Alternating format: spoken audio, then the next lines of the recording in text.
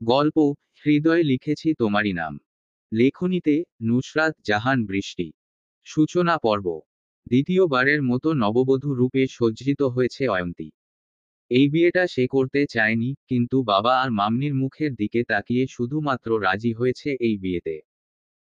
যবে থেকে অয়ন্তী বুঝতে শিখেছে তবে থেকেই গ্রামের প্রত্যেকটা মানুষের মুখে মুখে বলতে শুনেছে সে নাকি অপা। তার দ্বারা সবসময় খারাপ কিছু ঘটে থাকে। এই অপা শব্দটা ছোটবেলা থেকে শুনতে শুনতে এতটুকু বড় হয়েছে অয়ন্তী। কিন্তু সময়ের সাথে সাথে অয়ন্তী এই অপা ডাকটা নিজেও মেনে নিয়েছে। আসলেই সে একটা অপা, তার জন্য তার মা আর দাদি এই সুন্দর পৃথিবী ছেড়ে চিরকালের জন্য না ফেরার দুনিয়াতে চলে গেছে। তার পোড়া কপালের জন্য তার প্রথম বিয়েটা ভেঙে গেছে। কিন্তু এবার দ্বিতীয় বিয়েতে কি হতে চলেছে সেটা তার অজানা। তবে মন বলছে কোনো একটা অঘটন হবেই হবে, কারণ সে যে জন্মগতই অপা, তার কপালে সুখ নেই। কারোর ডাকে অয়ন্তী নিজের ধ্যান থেকে ফিরে আসে। এই অয়ন্তী। অয়ন্তী চমকে উঠে পাশ ফিরে তাকিয়ে দেখে লিজা প্রশ্নবোধক নয়নে তার দিকে তাকিয়ে আছে। লিজা আবারও বলা শুরু করে, কোথায় হারিয়ে গিয়েছিলি? কখন থেকে ডাকছি তোকে। অয়ন্তী ঢোক গিলে বলে, কি হয়েছে? লিজা তপ্ত নিঃশ্বাস ছেড়ে বলে, বুঝতে পারছি টেনশনে আছিস। কিন্তু টেনশন করার মতো কিচ্ছু হয়নি, আগের ঘটনাটা একটা দুঃস্বপ্ন ভেবে মাথা থেকে ছেড়ে ফেলে দে অয়ন্তী। সামনে যেই নতুন জীবনটা পেতে চলেছিস সেটা নিয়ে ভাব। অতীতের তিক্ততা নিয়ে পড়ে থাকলে হবে না। লাইফে মুভ অন করতে হবে। কিন্তু অয়ন্তীর মন মানছে না, তার ষষ্ঠ ইন্দ্রিয় বারবার জানান দিচ্ছে কিছু একটা হতে চলেছে তার জীবনে। আবারও ভয়ঙ্কর কোনো পরিস্থিতির মুখোমুখি হতে চলেছে সে। এমন সময় বাহির থেকে বর এসেছে বলে চেঁচামেচির আওয়াজ ভেসে আসছে। লিজা মুচকি হেসে অয়ন্তীকে ধাক্কা দিয়ে বলে, দেখলি এবার আর কোনো অঘটন ঘটবে না, মিলল তোর আমার কথা। যাই আমি বরং তোর সুদর্শন বরটাকে দেখে আসি। একবার শুধু চোখের দেখা দেখেছিলাম। কথাটা বলেই লিজা ঘর থেকে বের হয়ে যায়। কিন্তু অয়ন্তীর মুখে কোনো হাসি নেই, আছে শুধু আতঙ্ক। কেন জানি নিজের অশান্ত মনটাকে শান্ত করতে পারছে না, বারবার মন বলছে, অয়ন্তী তোর জীবনে সুখ আসবে না, কোনো দিন আসবে না। ঠিক তাই হলো, লিজা মুখটা অন্ধকার করে কয়েক মুহূর্ত পরে ঘরে ঢুকে চুপচাপ খাটের উপরে বসে পড়ে। অয়ন্তী লিজার দিকে তাকিয়ে ছোট করে বলে, কি হয়েছে? বর আসেনি এখনো? শুধু বর যাত্রীরা এসেছে। বর নাকি তার বন্ধুদের সাথে আসবে? অয়ন্তী ছোট করে বলে, ও। লিজার মনের মাঝে আতঙ্ক কাজ করছে। কিন্তু প্রিয় বান্ধবীর সামনে সেটা প্রকাশ না করে হাসি মুখে বলে, সমস্যা নেই বর, একটু পরেই চলে আসবে, তুই এত টেনশন করিস না। তুই থাক, আমি একটু আসছি। কথাটা বলেই লিজা বাহিরে চলে যায়। বাহিরের পরিবেশ বড্ড গুমোট হয়ে আছে। বরযাত্রী আসার 15 মিনিট পেরিয়ে গেছে, কিন্তু বরের গাড়ি আসার কোনো নাম গন্ধই নাই। আজমল শেখ ছোট ছেলের আসার অপেক্ষা করতে করতে হাঁপিয়ে গিয়েছেন। জোহরের নামাজ শেষ হওয়ার পরপরেই বিয়ে হওয়ার কথা ছিল, কিন্তু ছেলের কোনো চিহ্ন নেই। সবকিছু কি করে সামাল দিবেন কিচ্ছু বুঝতে পারছেন না। একটু পরপর মেয়ের বাড়ির লোকেরা বরের খোঁজ নিতে আসছে। কিন্তু আজমল শেখ আশানুরূপ কোনো উত্তর দিতে পারছেন না। আজমল শেখ দীর্ঘ নিঃশ্বাস ছেড়ে বসা থেকে উঠে বাড়ির সামনে দাঁড়িয়ে থাকা বড় ছেলে জাহিনের কাছে গিয়ে চিন্তিত স্বরে বলে, ফোনে পেলে বাদমাইশটাকে? জাহিন কানের কাছ থেকে ফোনটা সরিয়ে বলে, না বাবা, পাইনি। কাইফকে ফোন করো। কাইফকেও ফোন ধরছে না। আজমল শেখ রাগী গলায় বলেন, আমার এই ভুল হয়েছে ওকে একা রেখে আসাটা। বন্ধুদের সাথে আসবেন উনি, আর এখন দুপুর গড়িয়ে বিকেল হয়ে যাচ্ছে, ওর এখনো আসার নাম নেই। ওর বন্ধুদের ফোন দাও। জাহিন আস্তে করে বলে, ওর বন্ধুদের কাছেও নাকি ও এখনো পৌঁছায়নি। আজমল শেখ চিন্তিত হয়ে বলেন, কি বলছো কি তুমি? ওদের দুজনের কোনো বিপদ হলো না তো?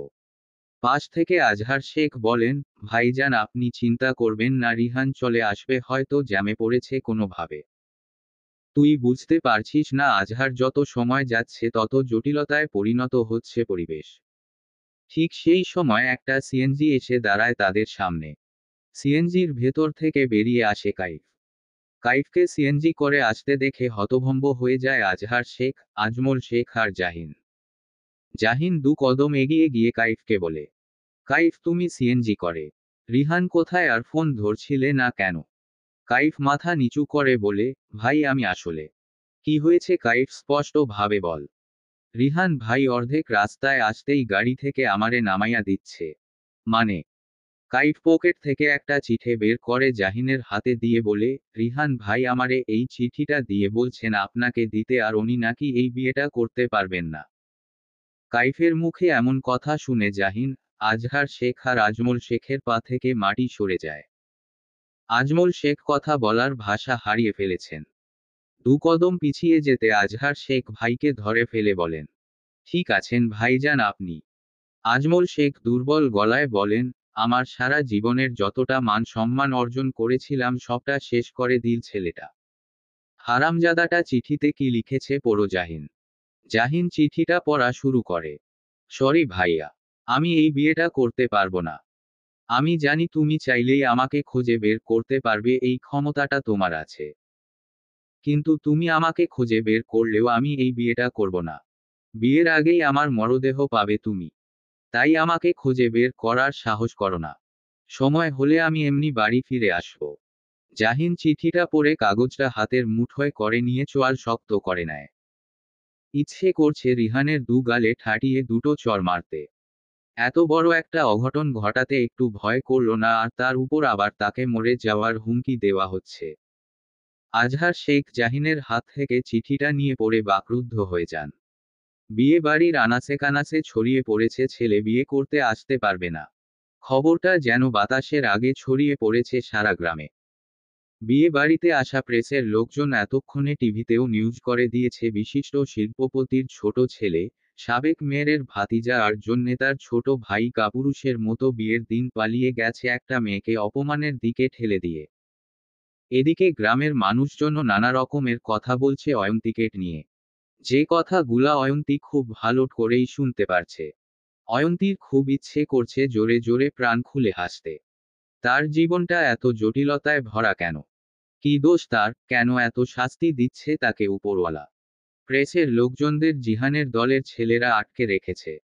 যতটুকু নিউজ করেছে তো করেছেই, আর যাতে কিছু না করতে পারে তার জন্য এই ব্যবস্থা করেছে। বাড়ির এক কোণে শেখ পরিবারের সদস্যগণ দাঁড়িয়ে আছে। যারার পাশে দাঁড়ানো ছোট আহান বলে, আপু ছোট ভাইয়ার কি বিয়ে হবে না আজকে? যারা আহানের মুখ চেপে ধরে চাপা গলায় বলে, চুপ কর আহান, কথা বলিস না এখন। হামিদ খন্দকার আজমল শেখের সামনে এসে দুর্বল গলায় বলেন, এভাবে অপমানিত না করলেও পারতেন আমাদের। আপনার স্ত্রীকে আমি সবটা বলেছি আমার মেয়ের অতীত সম্পর্কে। আপনার স্ত্রী সবটা শুনে আমার মেয়েকে নিজের বাড়ির পুত্রবধূ করে নিতে চেয়েছেন। আমরা তো যেচে যাইনি আপনাদের কাছে, আপনারা এসেছেন আমাদের কাছে। তাহলে আমার মেয়েটা কি এই আপমানটা পাওয়ার যোগ্য ছিল বলুন? আমি ওনাকে বারবার বলে এসেছি যদি কোনো অঘটন ঘটে তাহলে আমার মেয়েকে এবার হয়তো বাঁচাতে পারবো না। উনি আমাকে আশ্বাস দিয়েছিলেন খারাপ কিছু না হওয়ার, কিন্তু উনি ওনার কথা রাখতে পারেননি। আমার মেয়েটা যদি এখন কিছু করে বসে তাহলে এর দায় কে নিবে বলুন? আপনি নিবেন এর দায়। আজহার শেখ বলেন, বিশ্বাস করুন আমার ভাতিজা যে এমন একটা কাজ করে বসবে বিয়ের দিন আমার সেটা ঘুণাক্ষরেও টের পায়নি। আজমল শেখ কিছু বলতে যাবেন, সাথে সাথে ফোনটা বেজে উঠে। ফোনের স্ক্রিনে ছলছল করছে স্ত্রীর নামটা। আজমল শেখ ফোনটা কানে ধরতেই জোহরা বেগম অস্থির গলায় বলে উঠেন, কি গো? কি শুনছি? রিহান নাকি বিয়ে করবে না বলে পালিয়ে গেছে। তুমি এই খবরটা কোথায় পেলে? খবরের হেডলাইনে সবটা ছাপা হয়ে গেছে। আজমল শেখ এবার চিৎকার করে বলে উঠে, তোমার ছেলে সবটা শেষ করে দিল জোহরা। ও বিয়ে করবে না আগে বলতো তাহলে তো এই পরিস্থিতি হতো না। মাথা ঠান্ডা করো। আমার কথাটা শুনো। কি করে মাথা ঠান্ডা করব? ও আমার মান সম্মান সব ডুবিয়ে দিল। মেয়েটার পরিবার আর মেয়েটার কথাটা একবারও ভাবলো না। কি করব এখন? জাহিন কোথায়? ওকে ফোনটা দাও। জাহিন বাবার পাশেই দাঁড়িয়ে ছিল। আজমল শেখ ছেলের দিকে ফোনটা এগিয়ে দেন। জাহিন কানে ফোন রেখে হ্যালো বলতেই জোহরা বেগম বলে উঠেন, জাহিন বাবা একটা কথা রাখবি মায়ের। জাহিন মায়ের মুখে আকস্মিক এমন কথা শুনে ভ্রু কুঁচকে বলে, মানে? এই পরিস্থিতিটা এখন একমাত্র তুই পারবি সামাল দিতে। কি বলতে চাইছো তুমি মা? আমি চাইছি তুই অয়ন্তীকে বিয়ে কর। জাহিন হতভম্ব হয়ে বলে, হোয়াট? কি বলছো তুমি এসব মা? প্লিজ জাহিন, তুই রাজি হয়ে যায় এই বিয়েতে। না হলে মেয়েটার মরণ ছাড়া কোন পথ খোলা থাকবে না। গতবারও ওর সাথে এমন একটা ঘটনা ঘটেছে, আর তুই তো জানিস গ্রামের মানুষরা কেমন। ওদের হয়তো এক ঘরে করে দিবে এবার। কিন্তু মা, ওনার সাথে আমার বয়সের অনেক গ্যাপ, আর আমি কি করে? বয়সটা কোনো ব্যাপার না। তুই শুধু রাজি হয়ে যায় বাপ। না মা, পারবো না। আমি চাই না আমার জীবনের সাথে জুড়ে একটা মেয়ের জীবন নষ্ট হয়ে যাক। আমার চারিদিকে শত্রু গিজগিজ করছে। মেয়েটার জীবন এমনিতেই নষ্ট হয়ে যাওয়ার পথে, যেটা তোর আদরের ছোট ভাই করে গেছে। প্লিজ জাহিন, রাজি হয়ে যা, আমাদের শেখ বাড়ির সম্মান আর মেয়েটার কথা ভেবে রাজি হয়ে যা বাবা। অয়ন্তীকে আমার বাড়ির বউ করে নিয়ে আয়। মনে কর এটা তোর কাছে আমার শেষ চাওয়া। এই চাওয়াটা পূরণ করে দে বাবা। জাহিন কোনো উত্তর দেয় না মায়ের কথায়। জাহিন এমন একটা প্রফেশন বেছে নিয়েছে যেটাতে নিজের জীবনেই রিস্কে, আর এখন আরেকজনকে নিজের জীবনে এনে ওই মানুষটাকে কি করে রিস্কে ফেলতে পারে। তার সামনে তার আরেক ভাইয়ের মৃত্যু হয়েছে এই রাজনীতির জন্য। এরপর হাজার চেষ্টা করেও এই রাজনীতির মাঠ থেকে নিজেকে সরাতে পারেনি। নিজের চাচা এই নোংরা রাজনীতি ছাড়তে পারলেও সে পারেনি। এরপর থেকেই শুরু হয় জাহিনের মনে পরিবারকে নিয়ে আতঙ্ক। মনের মাঝে সবসময় একটা ভয় কাজ করে, না জানি কখন কোথা থেকে আপনজনদের উপরে আক্রমণ করে বসে। এই ভয় থেকেই পণ করে বসে নিজের জীবনের সাথে কাউকে জোড়াবে না। কিন্তু পরিস্থিতি মনে হচ্ছে আজ জাহিনের বিরুদ্ধে চলে গেছে। জাহিনের কানের কাছে থেকে আজহার শেখ ফোনটা নিয়ে নিজে কথা বলা শুরু করে, ভাবি, সবটা কি করে সামলাবো এখন আমরা? আজহার, তুমি তোমার বড় ভাতিজাকে বুঝাও, একমাত্র ওই পারে এখন এই পরিস্থিতিটা সামাল দিতে। ওকে বুঝিয়ে বলো ও যেন অয়ন্তীকে বিয়ে নেয়। আজহার শেখ জাহিনের দিকে তাকাতেই জাহিন শান্ত গলায় বলে, এই বিয়েটা করব আমি। আমার পরিবারের সম্মান আর। জাহিন কিছুক্ষণ থেমে জিভ দ্বারা ঠোঁট ভিজিয়ে বলে, ওনাদের পরিবারের সম্মান বাঁচানোর জন্য বিয়েটা আমি করব। জাহিনের বলা কথাটা শুনে জোহরা বেগমের ঠোঁটের কোণে হাসির রেখা ফুটে উঠে শেষমেশ তাহলে নিজের পরিকল্পনায় সফল হলেন। ছেলেট যখন একবার বলে দিয়েছে বিয়েটা করবে তাহলে করবেই। জোহরা বেগম ফোনের লাইন কেটে দিয়ে অন্য একটা নাম্বারে ফোন করে। ফোনের ওপর প্রান্তের লোকটা কল ধরতেই জোহরা বেগম হাসি খুশি গলায় বলে উঠেন, পরিকল্পনা সফল হয়েছে আমাদের রিহান। এবার তুই শুধু সময় মতো বাড়ি ফিরে আসবি পরিবেশটা ঠান্ডা হওয়ার পরে। আর তোর যত টাকার প্রয়োজন হবে আমাকে কল করবি, আর খুব সাবধানে থাকবি। লিজা অয়ন্তীর কাছে দৌড়ে আসে আর হাঁপাতে হাঁপাতে বলে, দোস্ত, তোর বিয়েটা হচ্ছে। অয়ন্তী জানলার পাশে দাঁড়িয়ে ঘরের পেছনের শেওলা পড়া পুকুরের দিকে তাকিয়ে থেকে উদাস গলায় বলে, কার সাথে? ছেলের বড় ভাইয়ের সাথে। অয়ন্তী চমকে লিজার দিকে তাকায়। অয়ন্তী ভেবেছিল হয়তো গ্রামের কোনো লোকের সাথে বিয়ে হবে, কিন্তু লিজা কি বলল এটা? লিজা আবারও বলে, সত্যি বলছি দোস্ত, উনি তোকে বিয়ে করবেন। অয়ন্তী সশব্দে হেসে উঠে। তার জীবনটা এতটা নাটকীয়তায় ভরপুর কেন? কেন বারবার সবাই তাকে এত কোণঠাসা করে? মামরা মেয়ে বলে নাকি এটা তার কপালের দোষ? নিচের ঠোঁট কামড়ে ধরে অয়ন্তী, বুকের ভেতরের চাপা কান্নাটা আটকে রাখার প্রচেষ্টা করছে। এমন সময় ঘরে প্রবেশ করেন ফাতেমা আক্তার। ফাতেমা আক্তার এতটা সময় জানলার আড়াল থেকেই বারবার উকি দিয়ে দেখে গিয়েছেন মেয়ে তার কি করেছেন। ফাতেমা আক্তার অয়ন্তীর কাছে এসে অয়ন্তীর মাথায় হাত রেখে বলেন, আমার বড় মেয়েটা আজকে সত্যি সত্যি পর হয়ে যাবে। কি করে থাকবো বলতো তোর মুখে মামুনি ডাকটা না শুনে? অয়ন্তী আর নিজেকে ধরে রাখতে পারল না। ফাতেমা আক্তারের বুকে ঝাঁপিয়ে পড়ে দু হাত দিয়ে আঁকড়ে ধরে কান্না শুরু করে দেয়। ফাতেমা আক্তার অয়ন্তীর মাথায় স্নেহের হাত বুলিয়ে বলেন, ধুর বোকা মেয়ে, এভাবে কেউ কান্না করে দেখি? অয়ন্তীকে নিজের বুক থেকে তুলে অয়ন্তীর চোখের জল মুছে দিয়ে বলেন, ইস, চোখের জল দিয়ে এক্কেবারে সাজটা নষ্ট করে দিয়েছে। লিজা, ওর সাজটা ঠিক করে দে তো মা, একটু পরেই কাজে আসবেন বিয়ে করাতে। লিজা চোখের কোণে আসা জলটা মুছে বলে, হ্যাঁ চাচি, এক্ষুনি ঠিক করে দিচ্ছি। ফাতেমা আক্তার চলে যান। লিজা অয়ন্তীর কাছে এসে অয়ন্তীকে বিছানায় বসিয়ে দিয়ে বলে, দেখ অয়ন্তী, যা হয় ভালোর জন্যই হয়। শেষ ভালো যার সব ভালো তার। হয়তো ওনার সাথেই তোর জুড়ি লেখা আছে, তাই ওনার সাথে তোর বিয়েটা হচ্ছে। অয়ন্তী কিছু বলে না, চুপচাপ বসে আছে আর দৃষ্টি নিবন্ধ করে রেখেছে কালচে রঙের ফ্লোরের দিকে। কঠোর হৃদয় সম্পন্নের রাজনীতিবিদ জাহিনের সাথে বিয়ে হলো নরম হৃদয়ের অধিকারী অয়ন্তীর। ক্ষণিকের মাঝে সবটা বদলে গেল, জুড়ে গেল দুজনে এক অন্যের জীবনের সাথে। কিন্তু ভবিষ্যতে কি অপেক্ষা করছে এই দুই মানব মানবীর জন্য? এক অপরের হৃদয়ে কি লিখবে একে অন্যের নাম? সন্ধ্যা হয়ে গেছে আর তার সাথে বিদায়ের সময় হয়ে গেছে অয়ন্তীর। বাপের বাড়ি ছেড়ে পরের বাড়িতে চিরকালের জন্য চলে যাওয়ার যাত্রার সময় এসে গেছে। এদিকে ফাইজ বোনের কোমর ধরে বলছে, আপু তুমি চলে যাবে? অয়ন্তী মুচকি হেসে হাঁটু ভেঙ্গে ফাইজের সমান হয়ে ফাইজের কপালে চুমু এঁকে দিয়ে ভাঙা গলায় বলে, আমি আবার আসবো তো সোনা। ছোট ফাইজ এবার কান্না করে বলে, না তুমি গেলে আর আসবে না জানি। অয়ন্তী ভেতরের কান্নাটা আটকিয়ে বলে, আসবো তো সোনা, তোমাকে ছেড়ে আমি কি করে থাকবো বলো তো, আমি আবার আসবো। সত্যি তো? হ্যাঁ সত্যি।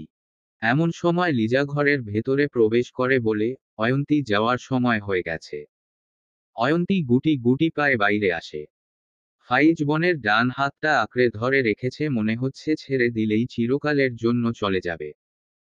অয়ন্তী বাড়ি থেকে বের হতেই নজর যায় তার সাথে সদ্য বিয়ে হওয়া শ্যামবর্ণের পুরুষ মানুষটির দিকে, গাড়ির পাশে দাঁড়িয়ে আছে আর বারবার ফোন অন করে টাইম চেক করছে।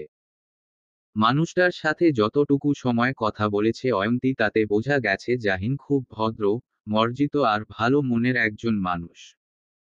অয়ন্তী বরাবর জেনে এসেছে যারা রাজনীতি করে তারা খুব উগ্র মেজাজের হয়, কিন্তু জাহিন তার বিপরীত। বিয়ে হওয়ার কিছুক্ষণ আগের ঘটনা। জাহিন অয়ন্তীর সাথে একান্তে কিছু কথা বলার জন্য অয়ন্তীর নিকটে আসে। জাহিন এক পলক অয়ন্তীর দিকে তাকিয়ে দীর্ঘ নিঃশ্বাস ছেড়ে স্বাভাবিক গলায় বলে, সরি, আমার ভাইয়ের হয়ে আপনার কাছে ক্ষমা চাইছি। আমি জানি আপনি খুব আঘাত পেয়েছেন আমার ভাইয়ের করা কাজটার জন্য। কিন্তু বিশ্বাস করুন, ও যে এমনটা করে বসবে আমরা কেউ বুঝতে পারিনি। আর এই মুহূর্তে যেই সিদ্ধান্তটা নেওয়ার হয়েছে, আমি চাই না সেটা আপনার উপরে জোর করে চাপিয়ে দেওয়া হোক। আমি চাই আপনি নিজ থেকে সিদ্ধান্ত নেন, কারণ এটা আপনার জীবন, আপনি বুঝবেন আপনার জীবনে কোনটাতে ভালো হবে আর কোনটাতে খারাপ। জাহিন থামে। অয়ন্তী জাহিনের প্রত্যেকটা কথা শুনে কিন্তু কি উত্তর দিবে বুঝে উঠতে পারছে না।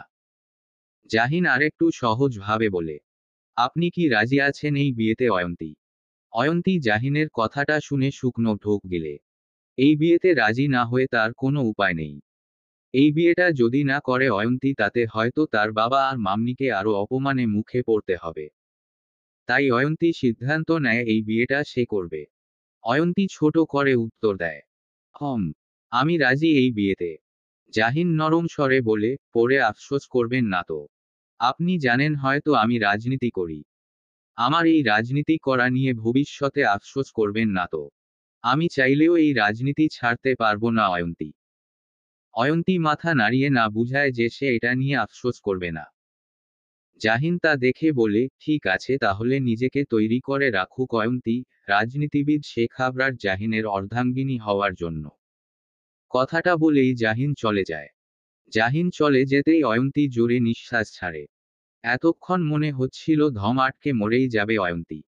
অয়ন্তীর ধ্যান ভাঙ্গে বাবাকে কাছে আসতে দেখে। ফাইজ বন্ধুদের ডাক শুনে ওদের কাছে চলে যায়। হামিদ খন্দকার মেয়েকে দেখে মেয়ের কাছে এসে মুচকি হাসি দিয়ে মেয়ের মাথায় স্নেহের হাত বুলিয়ে দিয়ে বলেন, খুব ভালো থাকিস মা। বাবা তোর জন্য সবসময় প্রাণ ভরে দোয়া করবে। যেখানে যাচ্ছিস সেখানের সবার মন জয় করে চলবি। জানি এই বিয়েটা অ্যাক্সিডেন্টালি হয়ে গেছে, কিন্তু দেখ মা, যা হয় ভালোর জন্যই হয়, তাই না? অয়ন্তী নিচের ঠোঁট কামড়ে ধরে মাথা উপর নিচ করে বলে, তুমিও নিজের খেয়াল রেখো বাবা। স্কুলে একদম উচ্চ স্বরে চিৎকার করে ক্লাস নিবে না। হামিদ খন্দকার মুচকি হেসে বলে, আচ্ছা মা। এবার চল, সময় হয়ে গেছে। মামুনি মামুনি কোথায়? অনেকক্ষণ হলো দেখছি না মামনিকে। তুই চল আগে, মামুনি আসছে।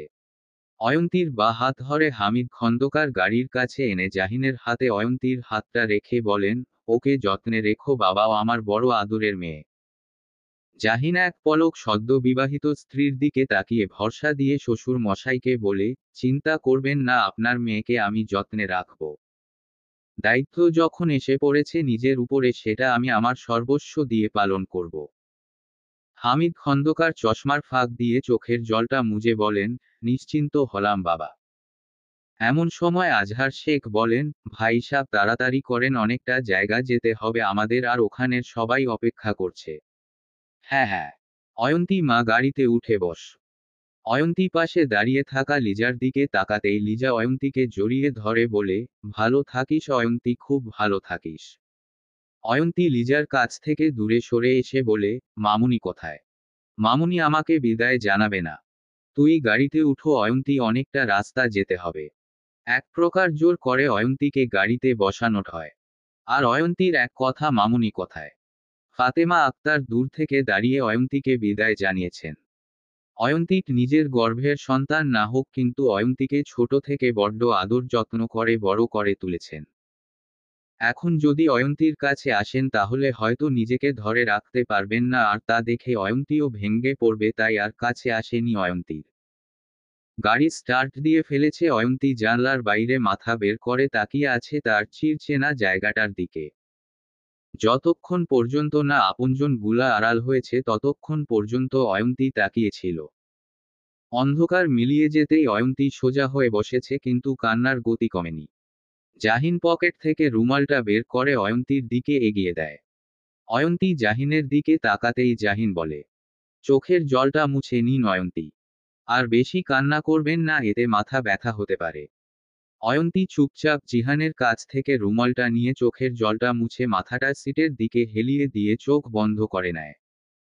ড্রাইভিং সিটের পাশে বসে থাকা যারা পেছনের দিকে তাকাতেই দেখে অয়ন্তী ঘুমিয়ে পড়েছে, যার জন্য মাথাটা এদিক ওদিক দুলছে। যারা ভাইয়ের দিকে তাকিয়ে দেখে ভাই তার মাথায় দু আঙ্গুল চেপে ধরে চোখ বন্ধ করে আছে। দেখেই বোঝা যাচ্ছে কোনো কিছু নিয়ে গভীর চিন্তায় মগ্ন হয়ে আছে। যারা মোলায়েম গলায় ভাইকে বলে, ভাইয়া ভাবি ঘুমিয়ে পড়েছে, যে কোনো সময় মাথায় আঘাত পেতে পারে। তুমি ভাবির মাথাটা তোমার কাঁধে এনে রাখো। যারার গলার স্বর শুনে জাহিন চোখ মেলে অয়ন্তীর দিকে তাকিয়ে দেখে আসলেই মেয়েটা ঘুমিয়ে পড়েছে। যেই হারে কান্না করেছে, ক্লান্ত হয়ে যাওয়ার এই কথা। জাহিন হাত বাড়িয়ে অয়ন্তীর ঘাড় ধীরে ধীরে এনে নিজের কাঁধে রাখে। অয়ন্তীর ভারী নিঃশ্বাস জাহিনের গলায় এসে বাড়ি খাচ্ছে। এই প্রথম জাহিনের এতটা সন্নিকটে কোনো মেয়ে এসেছে। জাহিন আর চোখে অয়ন্তীর ঘুমন্ত চেহারার দিকে তাকায়। মেয়েটা দেখতে এতটা সুন্দরী নয়, কিন্তু চেহারা পুরোটা মায় ভরা। জাহিন হাত বাড়িয়ে অয়ন্তীর মুখের উপরে পড়ে থাকা চুলগুলা সরাতে যাবে, সাথে সাথে গাড়ির হর্নের শব্দ শুনে জাহিন থেমে যায় আর অন্যদিকে মুখটা ফিরিয়ে জোরে নিঃশ্বাস ত্যাগ করে। শেখ বাড়ির সামনে এসে গাড়ি থামে। যারা আগে ভাগেই গাড়ি থেকে নেমে গিয়ে অয়ন্তীর দরজার পাশে এসে দাঁড়ায়। বউ এসেছে শুনে অনেকেই গাড়ির কাছে এসে দাঁড়িয়েছে। জাহিন অয়ন্তীর মাথাটা সিটের উপরে রেখে দেয়, যাতে করে অয়ন্তীকে কোনো অস্বস্তিতে পড়তে না হয়। জাহিন নরম গলায় বলে, অয়ন্তী উঠুন, চলে এসেছি আমরা। অয়ন্তী নিভু নিভু চোখে তাকিয়ে জাহিনকে দেখার সাথে সাথে সোজা হয়ে বসে ইতস্তত গলায় বলে, সরি, আমি আসলে বুঝতে পারিনি কখন ঘুমিয়ে পড়েছিলাম। সমস্যা নেই, চলে এসেছি আমার। কথাটা বলে জাহিন কাইফকে উদ্দেশ্য করে বলে, দরজাটা খুলে দেও কাইফ। জাহিন কথাটা বলে গাড়ি থেকে নেমে যায়। কাইফ অয়ন্তীর পাশের দরজাটা খুলে দেয়। অয়ন্তী ধীরে সুস্থে পা ফেলতেই ভাঙ্গা ইটের টুকরোর সাথে পা লেগে ডান পাটা মুচকে যায়। অয়ন্তীর চিৎকার শুনে যারা অয়ন্তীকে ধরে বলে, ভাবি ঠিক আছো তুমি? অয়ন্তী মাথা নাড়িয়ে হ্যাঁ বলে। কিন্তু অয়ন্তী ঠিক নেই, পাটা মনে হচ্ছে যেন ভেঙ্গেই গেছে। অয়ন্তীর সামনে দাঁড়ানো একজন মহিলা বলেন, কি গো, নতুন বউ শ্বশুরবাড়িতে পা রাখতে না রাখতেই ভেঙ্গে পড়লে, সারা জীবন সংসার করবে কি করে? কথাটা শুনে অয়ন্তীর বড্ড খারাপ লাগলো। যারা ভ্রু কুঁচকে বলে, উফ ফুফু, কিসব বকছো তুমি বলতো? ভাবি পায়ে ব্যথা পেয়েছে কোথায়, তুমি একটু কেয়ার করবে, তা না করে তুমি উল্টাপাল্টা কথা বলছো। আলেয়া বেগম ভাতিজির কথা শুনে থমথম গলায় বলেন, এখন কি তুই আমাকে বলে দিবি কখন কি কথা বলতে হবে আমকে? যারা কিছু বলতে যাবে সাথে সাথে যারার চাচি রুমা খাতুন যারাকে থামিয়ে বলেন, আহ যারা থামতো। মেয়েটা কতটা ব্যথা পেয়েছে সেটা দেখা দরকার। তারপর রুমা খাতুন অয়ন্তীর দিকে তাকিয়ে বলেন, বেশি ব্যথা পেয়েছো মা? অয়ন্তী মাথা নাড়িয়ে না বোঝায়। রুমা খাতুন আবারও বলে, হাঁটতে পারবে? আমার হাতটা ধরে হাঁটো। আলিয়া বেগম রুমা খাতুনের এসব দেখে মনে মনে বলেন, রম, যত সব আদিক্ষেতা। কথাটা বলে যারাকে উদ্দেশ্য করে বলেন, রিহান কোথায়? ওকে দেখছি না কেন? আর জাহিনেই বা কেন এই গাড়ি থেকে বের হলো? আলিয়া বেগমের কথা শুনে যারা বুঝতে পারল বাড়ির কেউ কিছু জানে না, হয়তো এই বিষয়ে শুধুমাত্র মা ছাড়া। আর বিয়ে বাড়ির কাজের চাপে হয়তো নিউজও দেখার সময় হয়নি। যারা ফুফুর কথার উত্তর না দিয়ে অয়ন্তীকে বলে, ভাবি আস্তে আস্তে পাটা ফেলো। আলিয়া বেগম বড্ড আপমানিত বোধ করলেন, কিন্তু এখানে আর কিছু বললেন না। অয়ন্তী অনেক কষ্টে 2 কদম পা বাড়ায়, কিন্তু আর পারছে না, পাটা মনে হচ্ছে ভেঙ্গেই গেছে। একে তো পা মচকে গেছে, তার উপরে ভারী শাড়ি। জাহিন কিছুটা দূরে দাঁড়িয়ে অপেক্ষা করছিল, কিন্তু যখন দেখল অয়ন্তীর হাঁটতে কষ্ট হচ্ছে তখনই তাদের কাছে এসে জাহিন চিন্তিত গলায় বলে, কি হয়েছে? যারা বলে, ভাবির পা মচকে গেছে ভাইয়া, তাই হাঁটতে পারছে না। জাহিন অয়ন্তীর দিকে তাকায়। অয়ন্তীর চেহারা দেখেই বোঝা যাচ্ছে পায়ে ব্যথাটা একটু বেশি পেয়েছে। চোখ মুখ লাল হয়ে আছে আর জোরে জোরে নিঃশ্বাস নিচ্ছে। জাহিন যারাকে বলে, তুই সর, আমি দেখছি। যারা সরতেই সবাইকে অবাক করে দিলে অয়ন্তীকে পাজাকোলে তুলে নেয় জাহিন। সবাই জাহিনের কার্যকলাপ দেখে চোখ বড় বড় করে তাকিয়ে থাকে, শুধুমাত্র যারা ছাড়া। হুট করে এমনটা হওয়াতে ভয় অয়ন্তী মৃদু চিৎকার করে উঠে জাহিনের গলা জড়িয়ে ধরে। যখন বিষয়টা বুঝতে পারল অয়ন্তী তখনই লজ্জায় চোখ বন্ধ করে নেয়। এই প্রথম কোনো পুরুষের ছোঁয়া পেয়েছে অয়ন্তী। মনে হচ্ছে যেন সারা শরীর কারেন্ট বয়ে যাচ্ছে। কান দিয়ে মনে হচ্ছে গরম ধোঁয়া বের হচ্ছে। হৃদস্পন্দনের গতি স্বাভাবিকের চেয়ে বেশি চলছে। আলিয়া বেগম জাহিনের সামনে এসে দাঁড়িয়ে রাগী গলায় বলেন, জাহিন এসব কি? তুই কেন রিহানের বউকে কোলে নিলি? আর রিহান, রিহান কোথায়? ওকে কেন কোথাও দেখছি না। ওর বউ এখানে পা মুচকে বসে আছে, আর ও কোথায় বসে আছে? জাহিন শান্ত চোখ ফুফুর দিকে তাকিয়ে গম্ভীর গলায় বলে, ফুফু, আমার মনে হয় এখানে এত কথা না বলে আগে ওনার চিকিৎসা করা দরকার। তাই তোমার সকল প্রশ্নের উত্তর পরে দেই আমি। কথাটা বলে জাহিন হন হন করে হেঁটে চলে যায়। আলিয়া বেগম হা হয়ে তাকিয়ে আছেন জাহিনের যাওয়ার পানে। আব্বা, দেখেন দেখেন, জননেতা শেখ আবরার জাহিন নাকি বিয়ে করেছে, তাও আবার ছোট ভাইয়ের হবু বউকে। সাদিকের কথা শুনে বর্তমান মেয়র খলিল তালুকদার মুখের উপর থেকে নিউজপেপারটা সরিয়ে ধমকের স্বরে ছেলেকে বলেন, কি সব উল্টাপাল্টা বকছিস তুই?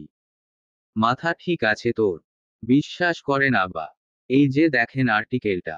সাদিক তার ফোনটা এগিয়ে দেয় খলিল তালুকদারের দিকে।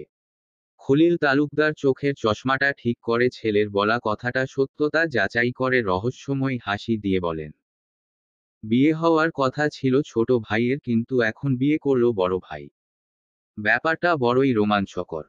আব্বা, ওই জাহিনকে তো আমাদের তরফ থেকে অভিনন্দন জানানোর দরকার। আফটার অল আমাদের বিরোধী দল বলে কথা। খলিল তালুকদার চায়ের কাপে চুমুক দিয়ে বলেন, তা আবার বলতে। কাল সকালে 5 কেজি মিষ্টি কিনে আমাদের সকলের প্রিয় জননেতা জাহিনকে অভিনন্দন জানাতে যাব। কথাটা বলেই খলিল তালুকদার নিঃশব্দে হেসে উঠেন। আর মনে মনে ছক কষছে কি করে এবারের ইলেকশনটাও জেতা যায়। জাহিন অয়ন্তীকে কোলে করে নিয়ে এসে সোফায় বসিয়ে দিয়ে নিজে হাঁটু গেড়ে অয়ন্তীর সামনে বসে কোমল গলায় বলে, কোন পায়ে ব্যথা পেয়েছেন অয়ন্তী? অয়ন্তী নিচু গলায় বলে, আমি ঠিক আছি।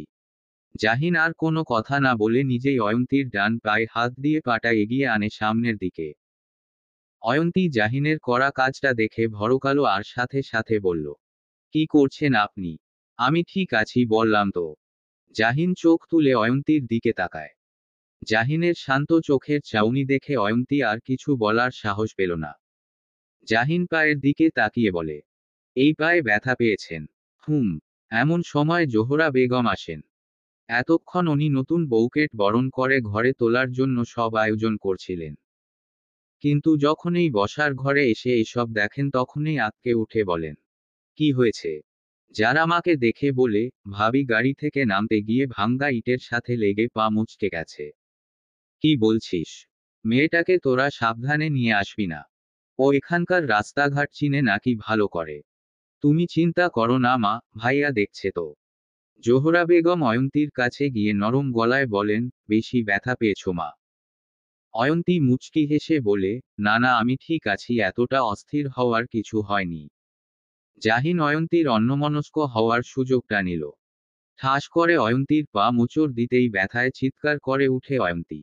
অয়ন্তীর চিৎকার করা দেখে জোহরা বেগম ছেলেকে ধমকের স্বরে বলেন, এই জাহিন তুই তো ওর ব্যথা কমানোর বদলে ব্যথা আরো বাড়িয়ে দিচ্ছিস। জাহিন উঠে দাঁড়িয়ে বলে, মা এটা করাতে এখন উনি ঠিক মতো হাঁটতে পারবেন। এমন সময় আলেয়া বেগম তুচ্ছতাচ্ছিল্য করে বলেন, কি দিনকাল এলো রে বাবা। যার বউ ব্যথা পেয়েছে তার কোনো দেখা হদিস নেই। উল্টে ভাসুরকে সেবা করতে হচ্ছে ছোট ভাইয়ের বউয়ের পা ধরে। যার বউ পায়ে ব্যথা পেয়েছে সেই সেবা করছে আপা। তাই তুমি অযথা কথা বলে নিজের জবানটা আর নষ্ট করো না। আজহার শেখের গলায় এই কথা শুনে আলেয়া বেগম যেন নিজের কানকে বিশ্বাস করতে পারছেন। কি বলছে তার ছোট ভাই, যার বউ পায়ে পেয়েছে সে সেবা করছে মানে? আলেয়া বেগম অবিশ্বাস্য গলায় বলেন, মানে ঠিক বুঝলাম না তোর কথা। রিহানের সাথে অয়ন্তী মায়ের বিয়ে হয়নি, বরং জাহিনের সাথে বিয়ে হয়েছে। তাই আপা তুমি কিছু না জেনে এসব আজে বাজে কথা বলে এল সুন্দর পরিবেশটা নষ্ট করো না। আইলা বেগম হতভম্ব হয়ে বলেন, জাহিনের সাথে কেন এই মেয়ের বিয়ে হবে? বিয়ে তো রিহানের সাথে হওয়ার কথা ছিল। ছিল, কিন্তু রিহান বিয়ে করবে না বলে পালিয়ে গেছে। ও পালিয়ে গেছে বলে তোরা জাহিনের সাথে এই মেয়ের বিয়ে দিয়ে দিবি জোর করে। একবারও ওর মতামত জানার প্রয়োজন বোধ করলি না। আর তোরা তোর সকলে জানিস আমার হিয়া জাহিনকে কতটা জাহিন ফুফুর কথার মাঝেই ফুফুকে থামিয়ে স্থির কণ্ঠে বলে, ফুফু আমি নিজে থেকে এই বিয়েটা করেছি, কেউ আমাকে জোর করেনি। আর তুমি খুব ভালো করেই জানো অন্য কারোর মতামত আমার উপরে জোর করে চাপিয়ে দিতে পারে না, যতক্ষণ না সেটা আমি নিজ থেকে করতে চাইব। তাই প্লিজ তুমি চিৎকার চেঁচামেচি করা বন্ধ করো। নতুন বউ ঘরে এসেছে, তাকে বরণ করে ঘরে তুলো। জাহিন কথাটা বলে অয়ন্তীর দিকে এক পলক তাকিয়ে সিঁড়ি বেয়ে নিজের ঘরে চলে যায়। আজকে সারা দিন অনেক দখল গেছে নিজের উপরে, এবার অন্তত নিজেকে রিফ্রেশ করা দরকার। এদিকে আলেয়া বেগম পাগলের মতো বিড়বিড় করে বলেন, এটা কিছুতেই হতে পারে না। ওখানে ভাইজান থাকার পরেও কি করে জাহিনের সাথে এই মেয়ের বিয়ে হয়? এখন যদি হিয়া জাহিনের বিয়ের খবরটা জানে তাহলে কি হবে? আমার মেয়েটা তো নিজেকে শেষ করে দিবে। আলেয়া বেগম উঁচু গলায় ছোট ভাইকে বলেন, আজহার ভাইজান কোথায়? ভাইজান বাগানে আছেন। ভাইয়ের কথাটা শুনে আলেয়া বেগম অয়ন্তীর দিকে এক নজর তাকিয়ে বাগানে যাওয়ার উদ্দেশ্যে বেরিয়ে পড়েন। এদিকে অয়ন্তী চিন্তায় পড়ে যায়, ফুফু কি এমন বলতে চেয়েছেন যেটা জাহিন বলতে দেয়নি। চিন্তিত অয়ন্তীর মাথায় জোহরা বেগম হাত বুলিয়ে বলেন, আমার ইচ্ছেটা এত দিনে পূর্ণ হলো। আমার ঘর আলো করে আমার বড় ছেলের পুত্র বধূ এলো। কথাটা বলে যারাকে উদ্দেশ্যে করে বলে, যারা তোর ভাবিকে তোর ঘরে নিয়ে যা। অনেকটা রাস্তা জার্নি করে এসেছে, ফ্রেশ হওয়া দরকার। বরণ করে তো আর ওকে ঘরে তুলতে পারলাম না, তার আগে জাহিন ওকে ঘরে নিয়ে এসে পড়েছে। যারা অয়ন্তীর হাত ধরে বলে, চলো ভাবি আজকে রাতটা আমার সাথে থাকবে। আগামীকাল থেকে তুমি সারা জীবনের জন্য ভাইয়ার ঘরে থাকবে, বুঝলে? আজমল শেখ সুইমিং পুলের পাশে দাঁড়িয়ে আছেন। চোখে মুখে ভেসে আছে টেনশনে ছাপ। ছোট বোনকে কি উত্তর দিবেন সেটা মনের মাঝে আগে থেকেই সাজিয়ে গুজিয়ে নিচ্ছেন। এমন সময় আলেয়া বেগমের গলার স্বর ভেসে আসে, ভাইজান। আজমল শেখ বোনের গলা শুনে জোরে নিঃশ্বাস ছেড়ে নিজেকে শান্ত রেখে বলেন, বলুন। আপনি আমার দিকে ফিরে কথা বলুন। আজমল শেখ বোনের দিকে ফিরে বলেন, কি হয়েছে? আপনি আমায় কথা দিয়েছিলেন ভাইজান আমার হিয়ার সাথে জাহিনের বিয়ে দিবেন। কিন্তু এটা কি করে হলো আপনি ওই স্থানে উপস্থিত থাকার পরেও? আজমল শেখ বোনকে বুঝানোর স্বরে বলেন, দেখ হালেয়া, পরিস্থিতি তখন এতটা খারাপ ছিল যে এছাড়া কোনো উপায় ছিল না আমাদের হাত। আর জাহিন তোর মেয়েকে সেই নজরে দেখে না যেটার মাধ্যমে ওরা দুজন স্বামী স্ত্রীর মতো একটা পবিত্র বন্ধনে আবদ্ধ হতে পারে, সেটা তুই খুব ভালো করেই জানিস। আপনি আমায় কথা দিয়েছিলেন ভাইজান, সেই কথা আপনি রাখতে পারেননি। এখন যদি আমার মেয়েটা কিছু করে বসে তাহলে? যা হয় ভালোর জন্যই হয় আলেয়া, তোর মেয়েকে বুঝা। আশা করি ওকে বুঝালে ও সবটা বুঝবে, ও এতটাও অবুঝ নয়। আর জাহিনকে আমি বললেই যে ওহিয়াকে বিয়ে করতে রাজি হয়ে যেত তেমনটা কিন্তু গ্যারান্টি দেইনি আমি। আমি বলেছিলাম আমি চেষ্টা করব, কিন্তু এর আগেই এসব কিছু হয়ে গেল যেটা আমাদের কারো হাতেই ছিল না। কথাটা বলেই আজমল শেখ চলে যান। আলেয়া বেগম ভাইকে কিছু বলতে গিয়েও বলতে পারেননি। উনি জানেন জাহিন কোনো দিন হিয়াকে বিয়ে করতে রাজি হতো না। কিন্তু তারপরও মেয়ের মুখের দিকে তাকিয়ে শেষ চেষ্টা করতে চেয়েছিলেন, কিন্তু এখন চেষ্টা করেও আর কোনো লাভ নেই। আলেয়া বেগম তাড়াতাড়ি করে হিয়াকে ফোন দেয়। এতক্ষণে মেয়ে হয়তো জেনেই গেছে জাহিনের বিয়ে খবরটা। চারিদিকে যেভাবে ছড়িয়ে গেছে জাহিনের বিয়ের খবরটা। কিন্তু হিয়া আলেয়া বেগমের ফোন ধরছে। টেনশনে আলেয়া বেগমের মাথা কাজ করছে না মেয়েকে কি করে সামলাবে এটা ভেবে। অয়ন্তী ফ্রেশ হয়ে জামদানির মাঝে লাল টুকটুকে একটা শাড়ি পরেছে। এক্কেবারে মনে হচ্ছে যেন সদ্য ফুটন্ত লাল গোলাপ। যারা অয়ন্তীর দিকে মুগ্ধ নয়নে তাকিয়ে বলে, ভাবি তোমাকে খুব সুন্দর লাগছে। অয়ন্তী যারার কথায় লাজুক হাসি দেয়। যারা অয়ন্তীর কাছে এসে অয়ন্তীর হাত ধরে বেডে বসাতেই যারার পায়ের সাথে অয়ন্তীর পাট লাগতেই অয়ন্তী ব্যথায় কুঁকড়ে উঠে। অয়ন্তীর আর্তনাদ শুনে যারা অস্থির হয়ে বলে, সরি সরি ভাবি, আমি আসলে বুঝতে পারি নাই। অয়ন্তী দাঁতে দাঁত চেপে ব্যথা সহ্য করে বলে, আমি ঠিক আছি যারা। তুমি একটু বসো, ভাইয়া কাছ থেকে ব্যথার ঔষধটা নিয়ে আসি। না হলে হয়তো রাতের মাঝে ব্যথাটা বাড়তে পারে। যারা অয়ন্তীকে কিছু বলার সুযোগ না দিয়েই চলে যায়। জাহিন সবে মাত্র শাওয়ার নিয়ে বের হয়েছে।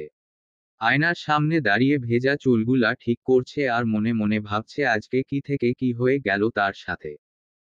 যে কোনো দিন বিয়ে করবে না বলে ভেবেছিল সে, আজ থেকে বিবাহিত ভাবতেই হাসি পাচ্ছে জাহিনের। তবে জাহিন নিজের সর্বোচ্চটা দিয়ে চেষ্টা করবে এই পবিত্র বন্ধনটাকে আগলে রেখে একটা স্বাভাবিক সম্পর্ক গড়ে তুলতে। ফোনের কর্কশ শব্দে শুনে জাহিন নিজের ভাবনা থেকে ফিরে আসে। ফোনের স্ক্রিনে তাকিয়ে দেখে নুহাস কল করছে। জাহিন কানের কাছে ফোনটা নিয়ে হ্যালো বলতেই নুহাস ভরাট গলায় বলে, ভাই নিউজটা কি সত্যি যেটা চারিদিকে ছড়িয়েছে? হুম। তার মানে তুমি সত্যি বিয়ে করেছো? হুম। আর রিহানও কোথায় আছে? জানি না। খোঁজ করোনি? না। কেন? এসব কথা বাদ দে নুহাস। ওখানের কি খবর সেটা বল। সব কিছু সেট করা হয়ে গেছে। আমি আগামীকাল সবকিছু শেষ করে রাতের মাঝে ফিরে আসব। জাহিন কিছু বলতে যাবে তখন যারার কণ্ঠ ভেসে আসে, ভাইয়া ভেতরে আসবো। জাহিন কল না কেটে যারাকে বলে, হুমায়। যারা ঘরে ভেতরে ঢুকে বলে, ভাইয়া অয়েন্টমেন্টটা দিবে, ভাবির পায়ে মালিশ করা দরকার। জাহিন চিন্তিত হয়ে বলে, ওনার পায়ের ব্যথাটা কি বেড়েছে? সামান্য একটু। ঔষধ দিলে ঠিক হয়ে যাবে। জাহিন নিচের ঠোঁট কামড়ে বলে, ও দেখ ড্রয়ারে আছে। যারা এগিয়ে যায় ড্রয়ারের দিকে। কিন্তু কারো নাম শুনে সাহসা থেমে যায় পা দুটো। জাহিনের মুখে নুহাসের নামটা শোনা মাত্র যারার বুকটা ধক করে উঠে। কিন্তু মুহূর্তের মাঝে মনটা খারাপে পরিণত হয় এটা ভেবে যে এই 5 দিনের মাঝে নুহাসকে এতগুলা কল দিয়েছে, সে কিন্তু একটা কলও কি ধরতে পারল না। নুহাস এতটাই ব্যস্ত থাকে। নাকি এই ব্যস্ততা শুধুমাত্র তার জন্য আর তাকে অবহেলা করার জন্য? যারাকে এভাবে দাঁড়িয়ে থাকতে দেখে জাহিন বলে, কিরে, এভাবে দাঁড়িয়ে আছিস কেন? যারা ভাইয়ের কথার উত্তর না দিয়ে তাড়াতাড়ি করে অয়েন্টমেন্টটা নিয়ে ঘর থেকে বের হয়ে পড়ে। জাহিন বড্ড অবাক হয় বোনের করা আচরণ দেখে। এদিকে নুহাসও কিছু না বলে ধুম করে ফোন কেটে দেয়। মানে জাহিন যেন একটা গোলক ধাঁধার মাঝে পড়ে যায়। নুহাস ফোনটা সোফার উপরে রেখে চোখ বন্ধ করে মাথাটা সোফাতে হেলিয়ে দেয়। আজ 5 দিন পর মেয়েটির কণ্ঠ শুনতে পেল নুহাস। এই 5 দিন ইচ্ছে করেই নুহাস যারার কল ধরেনি। যারা যে নুহাসকে ভালোবাসে সেটা নুহাস অনেক আগেই টের পেয়েছিল। কিন্তু নিজের মনের ভুল ভেবে সবটা উড়িয়ে দিয়েছিল। কিন্তু যত দিন যাচ্ছিল তত যারার কার্যক্রম আর একটা ডায়েরি পড়ে নিশ্চিন্ত হলো যারা তাকে ভালোবাসে। কিন্তু নুহাস যেই মানুষটাকে নিজের করে কোনো দিন পেতে পারবে না সেই মানুষটার প্রতি মায়া বাড়াতে চায় না। তারপর থেকেই শুরু হয় যারার প্রতি নুহাসের অবহেলা। যারা যে নুহাসের অবহেলার জন্য কষ্ট পায় সেটা নুহাস খুব ভালো করেই বুঝতে পারে। কিন্তু নুহাসের হাত পা বাঁধা চাইলেও যারার ভালোবাসার ডাকে সে সাড়া দিতে পারবে না।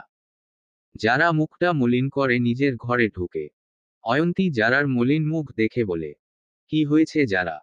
ভাবির কথা শুনে যারা মুচকি হেসে অয়ন্তীর কাছে এসে বসে বলে, কিছু হয়নি ভাবি। তুমি ওয়েন্টমেন্টটা লাগিয়ে নাও, না হলে সময়ের সাথে সাথে ব্যথাটা আরো গাঢ় হতে শুরু করবে। অয়ন্তী যারার কাছ থেকে অয়েন্টমেন্টটা নেয়।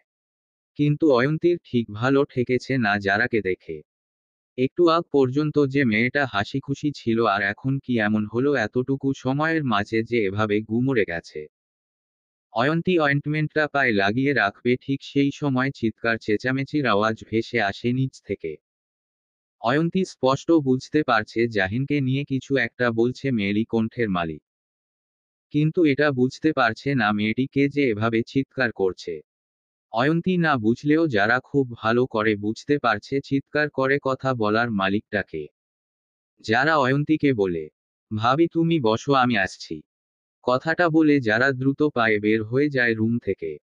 অয়ন্তী কিছুক্ষণ বসে থেকে ধীর পায়ে হেঁটে রুম থেকে বের হয়ে করিডোরে এসে রেলিংয়ের পাশে দাঁড়িয়ে নিচে তাকাতেই চমকে যায়। জাহিনের এক হাত আঁকড়ে ধরে একটা মেয়েটা অঝরে কান্না করছে। আর এদিকে জাহিনের চোখে মুখ দেখেই বোঝা যাচ্ছে খুব বিরক্ত হয়ে আছে সে। যে কোনো সময় হয়তো বোমা ফেটে যেতে পারে। অন্যদিকে মেয়েটি বারবার বলছে, কেন করলে এমনটা জাহিন ভাই আমার সাথে? কেন করলে? তুমি তো জানতে আমি তোমাকে ভালোবাসি, তারপরও এটা কি করে করলে আমার সাথে? বাড়ির সবাই হিয়া আর জাহিনকে ঘিরে দাঁড়িয়ে আছে। কিন্তু কেউ কিছু বলছে না। জাহিনও চুপচাপ দাঁড়িয়ে আছে। জাহিনকে এভাবে চুপ মেরে থাকতে দেখে হিয়া আলেয়া বেগমকে বলে, মা জাহিন ভাইকে কিছু বলতে বলো। এভাবে কেন চুপ করে দাঁড়িয়ে আছে? আমার প্রশ্নের উত্তর দিতে বলো। আলেয়া বেগম মেয়েকে বোঝানোর স্বরে বলেন, হিয়া মা আমার পাগলামো করিস না, একটু শান্ত হও। মায়ের কথা শুনে হিয়া যেন আরো তেতে উঠে আর উচ্চ স্বরে চেঁচিয়ে বলে, না আমি শান্ত হব না। জাহিন ভাইকে উত্তর দিতে হবে কেন আমার সাথে এমনটা করলো। এতক্ষণ চুপ থাকা জাহিন শান্ত গলায় বলে, হাতটা ছাড় হিয়া। না ছাড়ব না আমি তোমার এই হাত। আমি সারা জীবন ধরে রাখবো তোমার হাত। জাহিন এবার আর সহ্য করতে না পেরে জোর গলায় ধমকে স্বরে বলে, ছাড়তে বলছি আমি তোকে আমার হাতটা হিয়া। হিয়া জাহিনের এমন চিৎকার করা দেখে কেঁপে উঠে আর সাথে সাথে জাহিনের হাতটা ছেড়ে দিয়ে ভয়ে 2 কদম পিছিয়ে যায়। জাহিন জোরে নিঃশ্বাস ছেড়ে অনামিকা আঙ্গুল দ্বারা বা চোখের ভ্রুটা চুলকিয়ে রাগটা কন্ট্রোল করার চেষ্টা করে। এটা জাহিনের মুদ্রাদোষ, যখনই রাগ উঠবে তখনই এমনটা করবে। চারিদিকে পিনপিন নীরবতা বজায় করছে। কারো মুখে কোনো কথা নেই, শুধু ভেসে আসছে হিয়ার নাক টানার শব্দ। ছোট্ট আহান নুডলস খাবে বলে বায়না ধরেছিল মায়ের কাছে। কিন্তু ভাইয়ের অমন ভুবন ফাটানো চিৎকার শুনে সেও তবদা খেয়ে বসে গেছে। নুডলস খাওয়ার কথা হয়তো সে ভুলেই গেছে। জাহিন চোখ বন্ধ করে ঢোক গিলে ফুফুর দিকে তাকিয়ে বলে, ফুফুর তোমার মেয়েকে সভ্যতা শেখাও। এরপরের বার যদি ও এই রকম অসভ্যতামো করে আমার সাথে, তাহলে কিন্তু আমার মুখ কথা বলবে না, আমার হাত চলবে। তখন কিন্তু এই বিষয় নিয়ে তুমি বাড়াবাড়ি করতে পারবে না বলে দিলাম আমি। কথাটা বলে জাহিন 2 কদম এগোতেই থেমে গিয়ে আবারও ফুফুর উদ্দেশ্যে বলে, আরেকটা কথা, এই ব্যাপার নিয়ে যদি তোমার আদরের মেয়ে আমার স্ত্রীর সাথে কোনো রকমের বাজে আচরণ করে, তাহলে কিন্তু তোমার মেয়েকে এর মাসুল গুনতে হবে। আমি জানি তোমার মেয়ে অয়ন্তীর সাথে বাজে আচরণ করবে, তাই আগে থেকেই ওয়ার্নিং দিয়ে গেলাম। কথাটা বলেই জাহিন হনহনিয়ে উপরে চলে যায়। এদিকে অয়ন্তী হতবাক হয়ে তাকিয়ে দেখছে জাহিনের করা কার্যক্রমগুলা। একটা লোক এতটা বিচক্ষণ কি করে হতে পারে সেটা জাহিনকে না দেখলে অয়ন্তী বুঝতে পারত না। জাহিনকে এদিকে আসতে দেখে অয়ন্তী মাথা নিচু করে টানটান হয়ে দাঁড়িয়ে থাকে। জাহিন অয়ন্তীকে দেখে অয়ন্তীর কাছে এসে দাঁড়িয়ে কোমল স্বরে বলে, আপনার পায়ের ব্যথা কমেছে অয়ন্তী? অয়ন্তী, সেই শান্ত আর কোমল গলার ডাক। জাহিনের গলায় এই অয়ন্তী ডাকটা যেন এক্কেবারে কলিজাতে গিয়ে বিঁধে অয়ন্তীর। কারো গলায় যে তার নামটা এতটা মানাতে পারে সেটা জাহিনের গলায় শুনতে না পারলে বুঝতে পারত না অয়ন্তী। অয়ন্তীকে চুপ করে থাকতে দেখে জাহিন আবারও বলে, আপনি চাইলে ডাক্তার ডাকতে পারি অয়ন্তী। ডাক্তার ডাকার কথা শুনে হকচকিয়ে উঠল অয়ন্তী। এইটুকু ব্যথার পাওয়ার জন্য তাও আবার ডাক্তার ডাকার কথা বলছে, পাগল নাকি লোকটা। অয়ন্তী মাথা তুলে জাহিনের দিকে তাকিয়ে বলে, না না, ডাক্তার ডাকার কোনো দরকার নেই, আমি ঠিক আছি। ঠিক আছে, তাহলে বিশ্রাম নিন গিয়ে। অয়ন্তী পা বাড়িয়ে যেতে নিবে তখনই জাহিন বলে, শুনুন। থেমে যায় অয়ন্তী। জাহিন ধীর গলায় বলল, নিচে এতক্ষণ যা দেখছেন বা শুনেছেন তা নিয়ে টেনশন করার মতো কিছু হয়নি।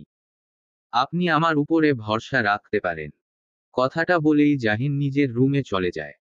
কি বলে গেল মানুষটা তার উপরে অয়ন্তীকে ভরসা রাখার কথা?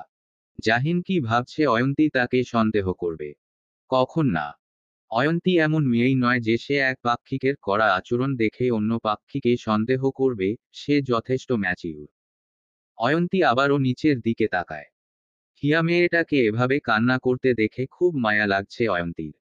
মেয়েটির অবস্থা দেখেই বোঝা যাচ্ছে জাহিনকে পাগলের মতো ভালোবাসে। আজকের এই ঘটনাটা শুধুমাত্র তার জন্যই হয়েছে। জাহিন যদি ওকে বিয়ে না করত তাহলে হয়তো এমনটা হতো না। সবাই হিয়াকে বোঝানোর চেষ্টা করছে কিন্তু হিয়া শুধু মাথা নাড়িয়ে না বলে যাচ্ছে। হঠাৎ করেই হিয়া উপরের দিকে তাকায়। হিয়ার তাকানো দেখে অয়ন্তী ভড়কে যায়। হিয়ার চোখ দুটো রক্ত লাল বর্ণ হয়ে আছে অতিরিক্ত কান্নার করার জন্য। আর তার উপরে অয়ন্তীর দিকে এমন ভাবে রাগী চোখে তাকিয়েছে যে অয়ন্তী কিছুটা ভয় পেয়ে যায়। অয়ন্তী আর এক মুহূর্ত এখানে না থেকে ব্যথা পা নিয়েই দ্রুত কদমে রুমে চলে আসে। আর এদিকে হিয়া দাঁতে দাঁত চেপে নাকের পাটা ফুলিয়ে বলে, যে আমার জাহিন ভাইকে আমার কাছ থেকে কেড়ে নিয়েছে তাকে এর মাসুল গুনতে হবে। জাহিন ভাইকে পাই কিংবা নাই পাই, কিন্তু তোমার সাথে আমার ফাইট ঠিকই হবে। জানি তোমার এতে কোনো প্রকার দোষ নেই, কিন্তু এটা আমি মেনে নিতে পারছি না, আর হয়তো মেনে নিতেও পারবো না। তবে চেষ্টা করব মেনে নিতে। কিন্তু যত দিন চেষ্টা করব সবটা মেনে নিতে, তত দিন না হয় তোমার আর আমার মাঝে একটু ফাইটটা চলুক। দেখি সেই ফাইটে কে বিজয়ী হয়।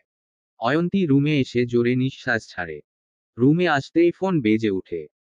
আচমকা এভাবে ফোন বেজে উঠাতে অয়ন্তী ফোনের কর্কশ শব্দ শুনে ভয় কেঁপে উঠে। নিজেকে অয়ন্তী স্বাভাবিক করে দেখে মামুনি ফোন করেছে। অয়ন্তী কানের কাছটায় ফোন নিয়ে বলে, হ্যালো মামুনি। ফোনের ওপর প্রান্ত থেকে ফাতেমা আক্তার ভারাক্রান্ত গলায় বলেন, কি করছিস মা? ওখানের সবকিছু ঠিক আছে তো? অয়ন্তী ওই বাড়ির সকলকে দুশ্চিন্তায় না ফেলানোর জন্য বলে, হ্যাঁ মামুনি, সব ঠিক আছে। তোমরা ঠিক আছো? হ্যাঁ মা, ঠিক আছি। অয়ন্তী মন ভার করে বলে, তুমি আমার বিদায় বেলার সময় আসলে না কেন? একটা কাজে আটকে গিয়েছিলাম মা। কালকে তো আসবেই তোর বাবা আর ফাইজ, মন খারাপ করিস না। অবন্তী ফোন করেছিল তোমাকে? হুম করেছিল তো, আর তোর খোঁজও নিয়েছিল। ও কি আমার সাথে কথা বলবে না? বলবে। তোর উপরে একটু অভিমান করেছে তো, দেখিস ওর অভিমানটা খুব জলদি কমে যাবে। আর যখন বাড়িতে এসে দেখবে তুই নেই তখনই ও তোকে নিজে থেকে ফোন করবে। তাই এত চিন্তা করিস না। ওর পরীক্ষা কেমন হয়েছে? বলল তো ভালো হয়েছে। আচ্ছা রাখি রে মা, অনেক কাজ পড়ে আছে। ফাতেমা আক্তার ফোন কেটে দেন। অয়ন্তী কিছুক্ষণ একাই বসে থাকে। এর কিছুক্ষণ পর যারা আসে হাতে করে দুতালা খাবার নিয়ে।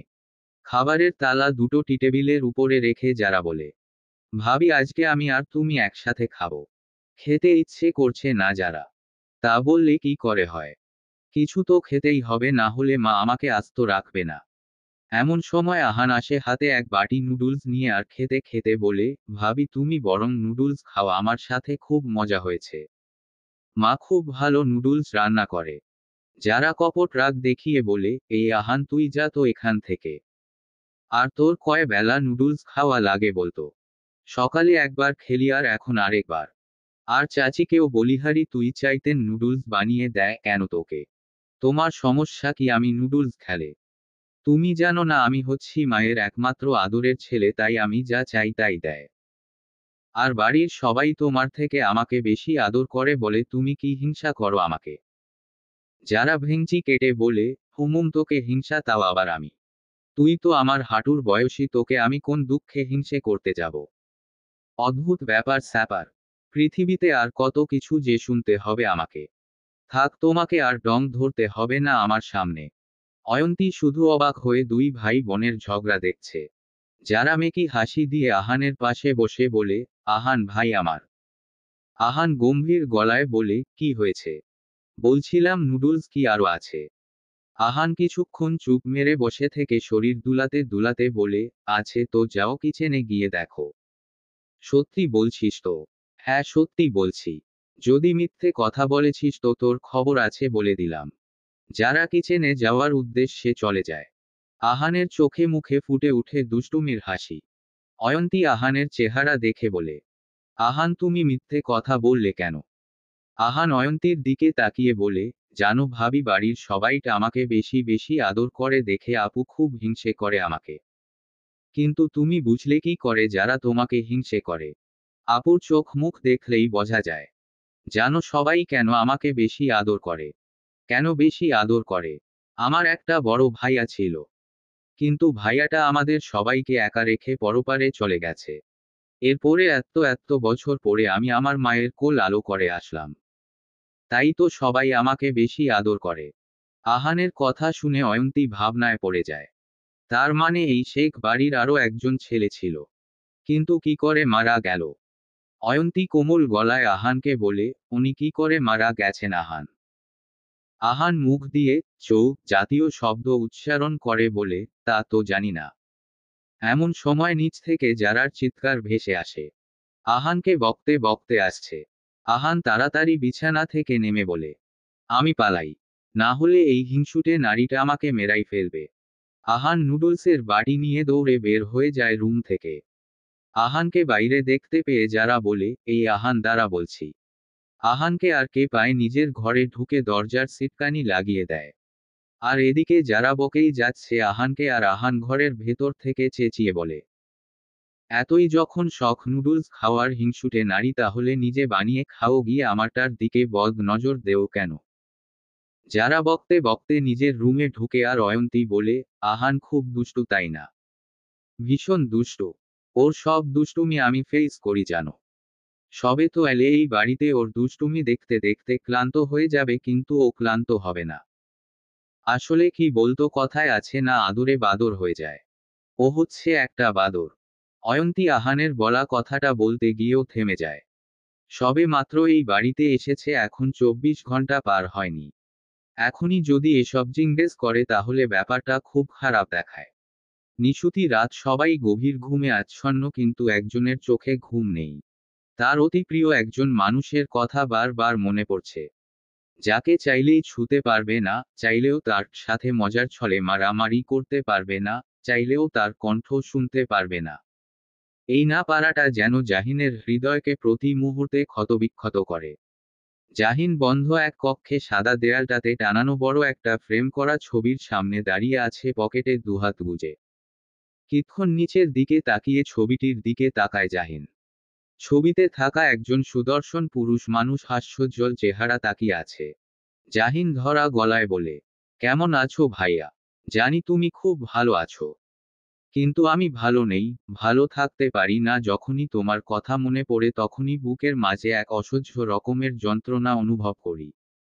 জাহিন কথাটা বলে থামে। কিছুক্ষণ চুপ থেকে হাসি হাসি মুখে বলে, জানো ভাইয়া আমি বিয়ে করেছি। তুমি বলতে না তোমার আগে আমার বিয়ে হবে, দেখো সত্যি সত্যি তোমার আগে আমার বিয়ে হয়ে গেছে। তুমি দেখছো তো উপর থেকে সবটা, অবশ্যই দেখছো আমি জানি সেটা। তোমার নিশ্চয়ই এখন খুব হিংসে হচ্ছে তাই না, তোমার আগে আমি বিয়ে করে ফেলেছি দেখে। জাহিন আবারও থামে। কিছুক্ষণ চুপ থেকে দুর্বল গলায় বলে, খুব মনে পড়ে তোমাকে খুব। কেন আমাদের একা রেখে চলে গেলে চিরকালের জন্য কেন? একবারও কি চেষ্টা করা যেত না নিজেকে রক্ষা করার? হয়তো করেছিলে কিন্তু পারোনি।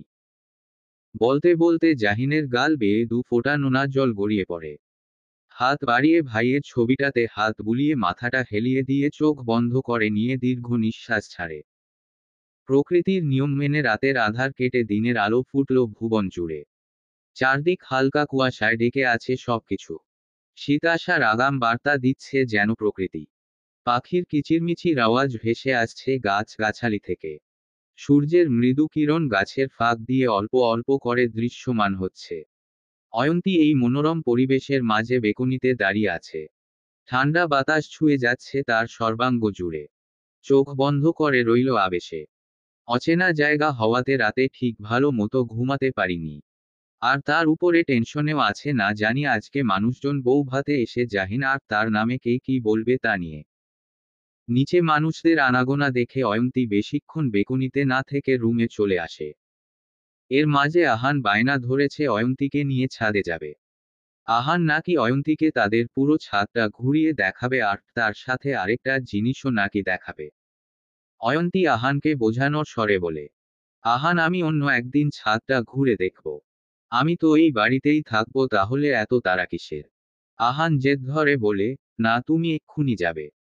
আহানের এমন জেদ করা দেখে কম্বল গায়ে দিয়ে শুয়ে থাকা যারা ঝাঝালো স্বরে বলে, এই আহান তুই কিন্তু এখন বেশি বাড়াবাড়ি করছিস। সব সময় সব জায়গায়তে জেদ মানায় না। তুই রুম থেকে বের হতো। সকাল সকাল ভাব ধরছিস আমার রুমে এসে। আহান জোরে চিৎকার করে বলে, সকাল কোথায়, ঘড়িতে 8টা বাজে। আর বাড়ির সকলেই উঠে গেছে শুধু তুমি ছাড়া। যারা তড়িৎ বেগে শুয়া থেকে উঠে বসে। আহানকে রাগী গলায় কিছু বলতে যাবে কিন্তু পরক্ষণে নিজের রূপ পরিবর্তন করে নরম গলায় বলে, আহান ভাই আমার দেখ, ভাবি হচ্ছে এই বাড়ির নতুন বউ। এখন ভাবি যদি ছাদে যায় তাহলে বাড়ির সবাই খুব খারাপ ভাববে। না কেউ খারাপ ভাববে না। যারা এবার বেড থেকে নেমে ভাইয়ের দিকে তেড়ে এসে রেগে উঁচু গলায় বলে, আহান এবার কিন্তু বেশি বাড়াবাড়ি হচ্ছে বলে দিলাম। আহান দিলফোঁস করে কেঁদে, কিন্তু চোখে কোনো পানি নেই। এটা হচ্ছে এক প্রকার কুমিরের কান্না, যেটা আহান প্রায়ই করে থাকে। আহান চোখ টলতে টলতে বলে, তুমি আমাকে বকা দিলে তো আমি চাচ্চুর কাছে তোমার নামে বিচার দিব। যা বাবার কাছে গিয়ে আমার নামে নালিশ কর, আর তাতে আমার বা। যারা কথাটা বলতে গিয়ে থেমে যায়। ভাবির দিকে তাকিয়ে মেকি হাসি দিয়ে বলে, তাতে আমার কিচ্ছু যায় আসে না। যা মন চায় তাই কর। কথাটা বলেই যারা হনহনিয়ে ওয়াশরুমে চলে যায় ফ্রেশ হতে। দিন দিন এই ছেলের বায়না বেড়েই চলছে, যত বড় হচ্ছে তত যেন বাচ্চায় পরিণত হচ্ছে। আর তাকে নিয়ে বাড়ির সকলে কত মাতামাতি। এক্কেবারে অসহ্যকর। অয়ন্তী আহানের হাতটা ধরে বলে, আহান আমরা অন্য দিন যাব ছাদে কেমন? আহান ঠোঁট ফুলিয়ে বলে, আজকে গেলে কি হবে? জানো ছাদে না ভাইয়ার, মানে জাহিন ভাইয়ার একটা জিনিস আছে যেটা আকাশে উড়ে। অয়ন্তী ভ্রু কুঁচকে বলে, আকাশে উড়ে? হ্যাঁ। অয়ন্তীর দেখার কৌতূহল জাগে, কি এমন জাহিনের জিনিস আছে যেটা আকাশে উড়ে। অয়ন্তী আহানকে আবারও প্রশ্ন করে, কি জিনিস আহান? এটা বলবো না। তুমি দেখতে চাইলে ছাদে চলো। অয়ন্তী কিছুক্ষণ চুপ থেকে বলে, আচ্ছা চলো। সত্যি তুমি দেখবে তাহলে চলো। একটু আগে যেই ছেলের মনে বৃষ্টি নেমেছিল সেই ছেলের মনে রংধনুর উদয় হয়ে গেছে নিমিষেই। অয়ন্তী আহানের খুশি দেখে মুচকি হাসে। মনে পড়ে যায় ফাইজের কথা। ও তো অনেক বায়না ধরতো তার কাছে, আর এখানে এসে আহানও বায়না ধরছে তার কাছে। আহান খুশিতে গদগদ হয়ে বলে, চলো চলো। আহান বলছিলাম বাইরের কেউ আছে কি না আগের দেখে আসো। কেউ নেই, সবাই কাজে ব্যস্ত। আহান অয়ন্তীকে টানতে টানতে রুম থেকে বের হয়ে অর্ধেক সিঁড়ি পর্যন্ত আসতেই বলে উঠে, এই রে একটা ভুল হয়ে গেছে। অয়ন্তী চিন্তিত হয়ে বলে, কি ভুল? তুমি যাও, আমি এক্ষুনি আসছি। আহান শুনো আমার কথাটা। আহান অয়ন্তীর ডাক শুনল না। নাচতে নাচতে সিঁড়ি বেয়ে চলে গেল। অয়ন্তীর আর কি করা, সে ধীরে ধীরে সিঁড়ি বেয়ে উপরে উঠছে, কিছুটা ভয়ও কাজ করছে কেউ যদি দেখে ফেলে তাহলে। এদিকে আহানকে এভাবে ছুটে আসতে দেখে জাহিন বলে, এই আহান এভাবে দৌড়াচ্ছিস কেন? যদি পড়ে যাস তাহলে কিট হবে। আসতে যা। কে শুনে কার কথাটা আহান দৌড়ে নিজের ঘরে ঢুকে পড়ে। জাহিন দীর্ঘ নিঃশ্বাস ছেড়ে ছাদের সিঁড়ির দিকে এগিয়ে যায়। অর্ধেক সিঁড়ি পর্যন্ত এসে অয়ন্তীকে দেখে চমকে যায়। এই মেয়ে এখানে কি করছে এত সকালে? একা একা তো আসার কথা নয়, এটা নিশ্চয়ই আহানের কাজ, আর পথেও আহানের সাথে দেখা হওয়াতে আরও শিউর হলো জাহিন।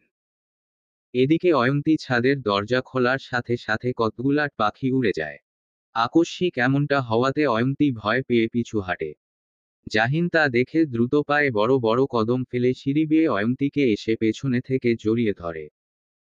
অয়ন্তী তো ভেবেই বসেছিল আজকে ও সিঁড়ি থেকে পড়ে এক আশ্চর্যজনক ইতিহাস গড়বে, যে নতুন বউ ভাতের দিন সিঁড়ি থেকে পড়ে কোমর ভেঙে ফেলেছে।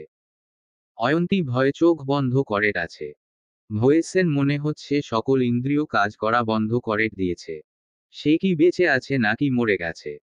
অয়ন্তী আস্তে আস্তে চোখ মেলে তাকিয়ে জাহিনকে চোখের সামনে দেখে চোখ দুটো বড় বড় করে ফেলে।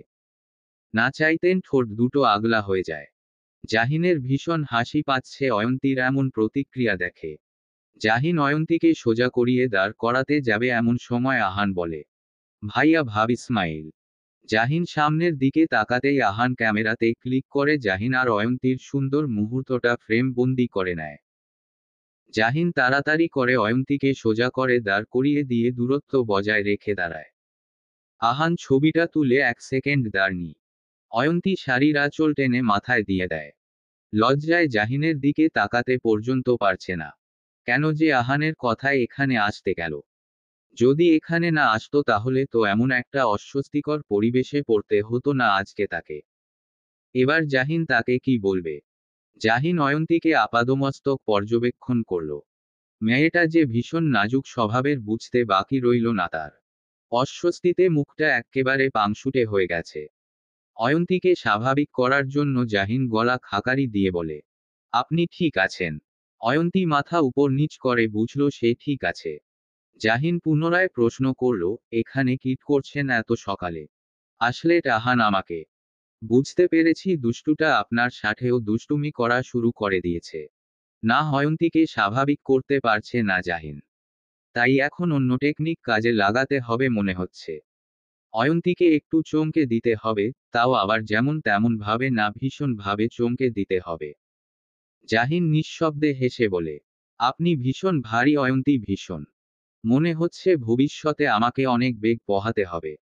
তাই আরো বেশি বেশি জিম করে নিজেকে ফিট করতে হবে। অয়ন্তী হতভম্ব হয়ে যায় জাহিনের আকস্মিক এমন অদ্ভুত কথা শুনে। বড় বড় চোখ করে জাহিনের দিকে তাকালো। কয়েকবার চোখের পাতা ঝাপটালো। জাহিন অয়ন্তীর হতবাক বিস্মিত চেহারা দেখে নিচের ঠোঁট কামড়ে হাসল। তার মানে সে সফল হয়েছে অয়ন্তীকে চমকে দিতে। এবার অয়ন্তী এই ভাবনা নিয়ে পড়ে থাকবে, এটা সিউর। জাহিন যে কাজে এসেছিল ছাদের উদ্দেশ্যে, সেই কাজে আর না গিয়ে নিচে নামতে যাবে তখন কিছু একটা ভেবে থেমে গিয়ে বলে, আরেকটা কথা, একটু সাবধানে চলাফেরা করবেন। সব সময় তো আর আমি থাকবো না আপনাকে বাঁচাতে। তাই খাওয়া দাওয়া করে নিজেকে একটু স্ট্রং বানাবেন, যাতে করে পড়ে গেলেও নিজেকে সামলিয়ে নিতে পারেন। জাহিন কথাটা বলে ভাবুক অয়ন্তীকে একা রেখে চলে যায়। অয়ন্তীর এতক্ষণে নিজের ভাবনায় ছেদ পড়ল। কি বলে গেল জাহিন তাকে সে ভারী, তাও আবার ভীষণ ভারী। তার মানে জাহিন কি তাকে ইনডাইরেক্টলি মোটা বলে গেল? অয়ন্তী নিজের বডির দিকে তাকালো না, সে তো এতটাও মোটা নয়, সে যথেষ্ট চিকন, তাহলে ভারী বলার মানে কি? কিন্তু এরপরে কি বলে গেল তাকে বেশি করে খাওয়া দাওয়া করতে? মানে এক মুখে দুই কথা। এ তো পুরাই দুমুখো সাপ। জাহিন প্যান্টের পকেটে দুহাত গুজে মুচকি মুচকি হেসে হেঁটে যাচ্ছে। বোনকে আসতে দেখে সাথে সাথে মুখের অবয়ব চেঞ্জ করে ফেলে। যারা জাহিনকে ছাদ থেকে আসতে দেখে বলে, ভাইয়া ভাবি কি ছাদে? হুম, উনি ছাদে। আচ্ছা, আহান কোথায় আছে জানিস? আহান কোথায় মানে? ওই তো ভাবিকে জোর করে ছাদে নিয়ে গেছে। আর এখন ভাবিকে একা রেখে চলে গেছে। তুই যা, আমি আহানকে খুঁজে বের করছি। যারা আর কিছু না বলে চলে যায়।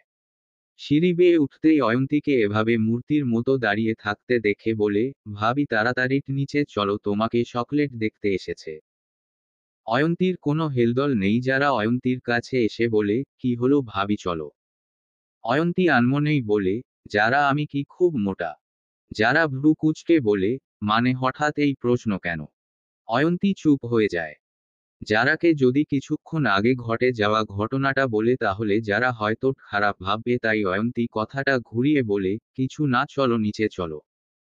যারা সন্দেহের চোখে ভাবির দিকে তাকিয়ে বলে, ভাবি তুমি ঠিক আছো? হুম, আমি ঠিক আছি।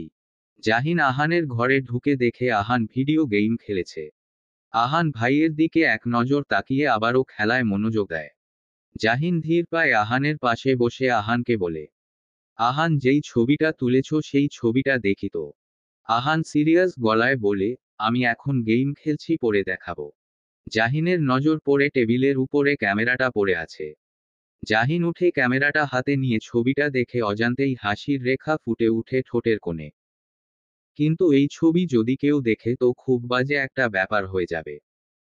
তাই জাহিন বুদ্ধি করে মেমোরি কার্ডটা খুলে নিয়ে আহানকে বিরক্ত না করে চলে যায়।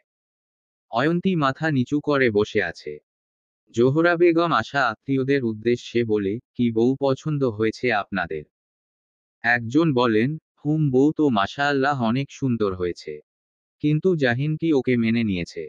যেভাবে বিয়েটা হয়েছে শুনলাম। আরেকজন বলেন, ভাবি ঠিক বলেছেন, এখনকার যুগের ছেলেরা তো নিজের মতের বিরুদ্ধে কিছু করতে চায় না। তার জলজ্যান্ত প্রমাণ দিল রিহান। জাহিনের চাচি রুনা আক্তার বলেন, না ভাবি, জাহিন আমাদের উল্টো সবটা মেনে নিয়েছে।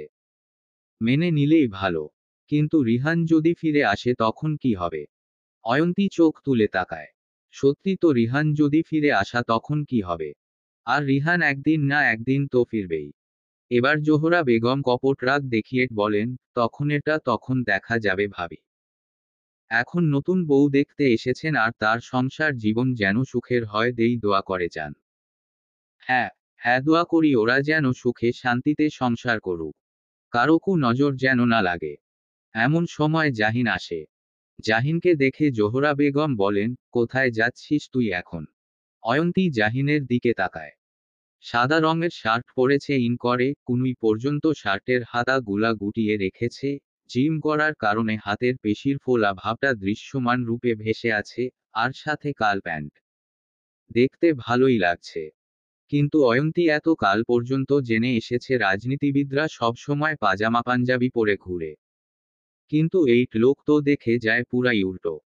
জাহিন অয়ন্তীর দিকে তাকাতেই অয়ন্তী থতমত খেয়ে দৃষ্টি সরিয়ে ফেলে।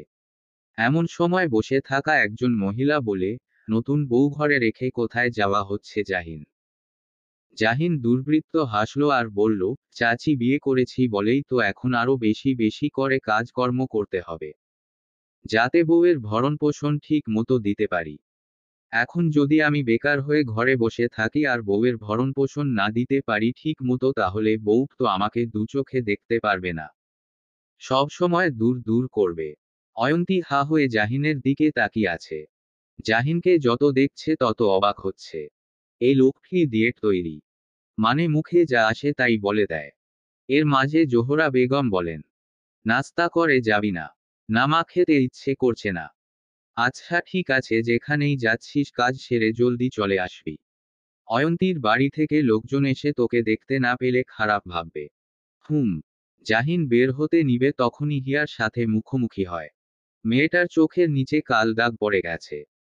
জাহিন সৌজন্য দেখাতে কিছু বলতে যাবে তখনই হিয়া জাহিনকে এড়িয়ে চলে যায়। জাহিনও আর কিছু না বলে বের হয়ে যায়। কাইফ জাহিনকে দেখা মাত্রই এসে বলে, ভাই কোথাও যাবেন? পার্টি অফিসে যাব। ঠিক আছে তাহলে চলুন। না কাইফ, তুমি বাড়িতেই থাকো। বাড়িতে কখন কি দরকার পড়ে বলা তো যায় না। আমি বরং আজকে নিজেই ড্রাইভ করে চলে যেতে পারবো। কাইফ মাথা নাড়িয়ে হ্যাঁ বুঝায়। জাহিন চোখে কালো সানগ্লাস পরে গাড়িতে উঠে বসে গাড়ি স্টার্ট দেয়। জাহিনের গাড়ি পার্টি অফিসের সামনে এসে থামল। গেটের বাইরে থেকে বুঝতে পারছে ভেতরের পরিবেশ বড্ড রমরমা হয়ে আছে। এত গাড়ি এত মানুষ এখানে কেন সেটা বুঝতে পারছে না জাহিন। দারোয়ান জাহিনের গাড়ি দেখে গেট খুলে দেওয়ার সাথে সাথে জাহিন ভেতরে প্রবেশ করে। পার্টি অফিসের খোলা জায়গার চারিদিক বাউন্ডারি দেওয়া। জাহিন গাড়ি পার্ক করে গাড়ি থেকে নেমে অন্য গাড়িগুলা পর্যবেক্ষণ করে বুঝতে পারল এই গাড়িগুলা মেয়রের গাড়ি। জাহিনকে দেখে তার দলের ছেলেরা এগিয়ে এলো। ছেলেগুলার মাঝে রাসেল নামের ছেলেটি বলল, ভাই মেয়র খলিল তালুকদার এসেছেন। জাহিন হাঁটা অবস্থায় চোখে মুখে কঠিনত্ব রেখে বলে, হঠাৎ এখানে আসার কারণ কি? জানি না ভাই। আমাকে আগে ইনফর্ম করিস কেন উনি যে এখানে এসেছেন? মাসুম বলে, করেছিলাম ভাই, কিন্তু আপনি ফোন ধরেননি। জাহিন আর কথা বাড়ায় না। তার ফোন সাইলেন্ট থাকার কারণে ধরতে পারিনি কল। জাহিন পার্টি অফিসের বারান্দায় আসতেই মাসুম বলে, ভাই আপনার কেবিনে আছেন মেয়র সাহেব। জাহিন সোজা নিজের কেবিনে চলে যায়। কেবিনে ঢুকতেই দেখে খলিল তালুকদার সোফায় বসে পায়ের উপর পা তুলে আয়েশ করে মনের সুখে চা পান করছেন। মনে হচ্ছে যেন চা নয় অমৃত পান করছেন। জাহিন খলিল তালুকদারকে দেখে চোয়াল শক্ত করে নেয়। খলিল তালুকদার কারো উপস্থিতি বুঝতে পেরে দরজার দিকে তাকিয়ে জাহিনকে দাঁড়িয়ে থাকতে দেখে মুখে হাসি রেখে বলেন, আরে জাহিন যে, এসো এসো, এতক্ষণ তোমার অপেক্ষায় ছিলাম। খলিল তালুকদারের কথায় মনে হচ্ছে যেন জাহিনের অফিসে উনি নয়, জাহিন ওনার অফিসে এসেছে। জাহিন কিছু না বলে সোজা নিজের ডেস্কে গিয়ে চেয়ারে বসে পড়ে। খলিল তালুকদার ভেবেছিলেন হয়তো জাহিন তার সাথে সোফায় বসবে, কিন্তু জাহিনকে এমনটা করতে দেখে খলিল তালুকদার হাসি হাসি মুখে বলেন, ও আচ্ছা, ওখানে আরাম করে বসবে তাই তো। ঠিক আছে, আরাম করে বসো, আমি বরং তোমার সামনের চেয়ারে এসে বসছি যেহেতু এটা তোমার অফিস। খলিল তালুকদার উঠে চেয়ারে বসতে যাবেন, সাথে সাথে জাহিন গম্ভীর গলায় বলে, এখানে আসার কারণটা জানতে পারি কি? খলিল তালুকদার পায়ের উপরে পা তুলে বসে না জানার ভান ধরে বলেন, নিউজে দেখলাম তোমার নাকি বিয়ে হয়েছে, এটা কি সত্যি নাকি গুজব? জাহিন বুঝতে পারছে খলিল তালুকদার ইচ্ছে করে তার সাথে এমন আচরণ করছে তাকে বিভ্রান্ত করার জন্য। জাহিন আগের ন্যায় বলে, সত্যি আমার বিয়ে হয়েছে। খলিল তালুকদার মাথা উপর নিচ করে বলেন, ও আচ্ছা আচ্ছা। এটা জানার জন্য কি এত দূর থেকে আমার সাথে দেখা করতে এসেছেন? এই না না, তোমাকে নতুন জীবনে পা রাখার জন্য অভিনন্দন জানাতে এসেছি। এমন সময় খলিল তালুকদারের ফোন বেজে উঠে। ফোনটা কানে ধরে বলেন, ভেতরে নিয়ে আসো। কথাটা বলার সাথে সাথে একটা ছেলে 5 কার্টুন মিষ্টির প্যাকেট নিয়ে ভেতরে ঢুকলো। জাহিন সরু চোখে তাকিয়ে খলিল তালুকদারের কার্যকলাপগুলা দেখছে। ছেলেটা মিষ্টির প্যাকেটগুলা টেবিলের উপরে রেখে চলে যায়। জাহিন মিষ্টির প্যাকেটগুলার দিকে ভ্রু কুঁচকে তাকিয়ে আছে আর ভরাট গলায় বলে, এগুলা কি? খলিল তালুকদার ঠোঁটের কোণে হাসি রেখে বলেন, মিষ্টি। 5টা প্যাকেটের ভেতরে 5 রকমের মিষ্টি আছে, তাও আবার দামি দামি মিষ্টি সবগুলা। তোমার বিয়ের খবর শুনে তো আর খালি হাতে আসা যায় না। আর আবার তো 3 মাস পরে মিষ্টি নিয়ে তোমার কাছে হাজির হতেই হবে। জাহিন তীক্ষ্ণ চাউনি দিল খলিল তালুকদারের দিকে আর বলল, আর 3 মাস পরে কিসের জন্য মিষ্টি নিয়ে আসতে হবে? 3বারের মতো মেয়র পদে বিজয়ী হওয়ার মিষ্টি। জাহিন নিঃশব্দে হেসে পেপার ওয়েটটা ঘুরাতে ঘুরাতে বলে, এবারের মিষ্টিটা হয়তো আপনি খাওয়াতে পারবেন না মেয়র সাহেব। জাহিনের কথাটা শুনে খলিল তালুকদারের চোয়াল শক্ত হয়ে আসে, কিন্তু ঠোঁটের কোণে হাসি রেখে বলে, জ্যোতিষী হলে কবে থেকে তুমি জাহিন? এতদিন জেনে এসেছি তুমি নেতা, এখন দেখা যাচ্ছে জ্যোতিষীর খাতায় নাম লিখিয়ে ফেলছো। জাহিন পেপার ওয়েটটা থামিয়ে বাঁকা হেসে বলে, কিছু ভবিষ্যৎ জ্যোতিষী না হয়েও জানা যায় মানুষের কাজকর্ম দেখে। খলিল তালুকদার কপট রাগ দেখিয়ে বলে, কাজকর্ম মানে কি? এমন কাজকর্ম দেখলে আমার যে আমি আগামী নির্বাচনে জিততে পারবো না বলে দিলে তুমি? সেটা আপনি একা বিছানায় শুয়ে শুয়ে চিন্তা করবেন কি কি করেছেন আর কি কি করতে চাইছেন। খলিল তুলকদার বসা থেকে উঠে দাঁড়িয়ে উঁচু গলায় বলেন, তুমি কিন্তু আমাকে অপমান করছো জাহিন। এখানে অপমানের কি দেখলেন আপনি? বেশি উড়ো না জাহিন, পরে তোমার ভাই অরহানের মতো অকালে ঝড়ে পড়ে যাবে মুখ থুবড়ে। আর যদি ভেবে থাকো তুমি মেয়র পদে এইবার প্রথমবারের মতো দাঁড়িয়ে জিতে যাবে, তাহলে তুমি সেটা ভুল ভাবছো। তোমার চাচা আমার সাথে দুবার হেরেছে, এবার তুমিও হারবে, আর সাথে হয়তো তোমার আরেকটা ভাইও হারাতে পারো গতবারের মতো। জাহিন চুপ করে চোয়াল শক্ত করে রেখে খলিল তালুকদারের প্রত্যেকটা তিক্ততায় ভরা কথাগুলা হজম করে নিল। চাইলে অনেক কিছু বলে দিতে পারত, কিন্তু সে চায় না এই শান্ত পরিবেশটা নষ্ট করতে, তাই মৌন থাকাটাই শ্রেয় মনে করল। কিছু কিছু জায়গায় নিজের জবান নষ্ট না করাই ভালো, তাতে নিজের মান সম্মান দুটোই বাঁচে। খলিল তালুকদার আবারও বলেন, জননেতা আছো, জননেতাই থাকো, পৌরসভার মেয়র হতে এসো না জাহিন। সবাইকে সব কিছুতে মানায় না। জাহিন মাথাটা নিচু করে তপ্ত নিঃশ্বাস ছেড়ে আনুমিকা আঙ্গুল দ্বারা বা চোখের ভ্রুটা চুলকিয়ে খলিল তালুকদারের দিকে স্থির দৃষ্টি নিক্ষেপ করে বলে, কাকে কিসে মানায় আর না মানায় সেটা আপনাকে নিয়ে ভাবতে হবে না মেয়র সাহেব। তার মানে তুমি নির্বাচনে দাঁড়াবে? কেন, আপনার কি নিজের উপরে আত্মবিশ্বাস নেই নাকি? নাকি হেরে যাওয়ার ভয় পাচ্ছেন এবারের নির্বাচনে? খলিল তালুকদার জাহিনের দিকে তর্জনী তাক করে বলে, ঠিক আছে, তাহলে নির্বাচনের মাঠেই আমাদের দেখা হবে। ভেবেছিলাম এবারের নির্বাচনে শেখ পরিবারের কারো সাথে নির্বাচনের মাঠে মুখোমুখি হতে হবে না, কিন্তু তুমি তা হতে দিলে না জাহিন। কথাটা বলে খলিল তালুকদার চলে যেতে নিবে তখনই জাহিন বলে, আপনার দামি দামি আনা মিষ্টি গুলা নিয়ে যান মেয়ের সাহেব। খলিল তালুকদার কিছুক্ষণ দাঁড়িয়ে থেকে চলে যান। খলিল তালুকদার চলে যেতেই জাহিন পেপার ওয়েটটা ছুঁড়ে মারে দেওয়ালে। পেপার ওয়েটটা কাচের হাওয়াতে ভেঙে চূর্ণবিচূর্ণ হয়ে যায় মুহূর্তের মাঝে। জাহিন খুব ভালো করেই জানে তার ভাইয়ের মৃত্যুর পেছনে খলিল তালুকদারের হাত আছে। কিন্তু সবটা এমন ভাবে সাজিয়েছে যে প্রমাণ করার মতো কোনো উপায় রাখেনি যে এই খলিল তালুকদারই এই জঘন্য কাজটা করেছে। তবে জাহিন ভাইয়ের মৃত্যুর প্রতিশোধ একদিন ঠিকই নিবে। বাইরে দাঁড়িয়ে থাকা রাসেল, মাসুম আর অন্যান্য ছেলেরা কাঁচ ভাঙার বিকট আওয়াজ শোনার পরেও ভেতরে ঢুকার সাহস পাচ্ছে না। ভাই যে তাদের ভীষণ রেগে গেছে সেটা খুব ভালো করে টের পাচ্ছে। 5 মিনিট পরে জাহিন নিজে থেকেই মাসুম আর রাসেলকে ডাক দেয়। ওরা ভেতরে ঢুকতেই জাহিন বলে, এই মিষ্টি গুলা গরিব দুঃখী মানুষদের মাঝে বিলিয়ে দে। মাসুম ঠোঁট ভিজিয়ে ভয়ে ভয়ে বলে, ভাই আমরা খাবো না। মাসুম কথাটা বলার সাথে সাথেই রাসেল কনুই দিয়ে গুঁতো মারে। এই ছেলের মুখে শুধু খাওয়ার কথা, কখন কোথায় কি যে বলতে হয় সেটা এখনো বুঝল না। জাহিন চোখ তুলে মাসুমের দিকে তাকাতেই মাসুম ম্লান কণ্ঠে বলে, আপনি বললেই খাবো ভাই, এছাড়া খাবো না। জাহিন শান্ত গলায় বলে, যদি মন চায় তোর তাহলে খেতে পারিস।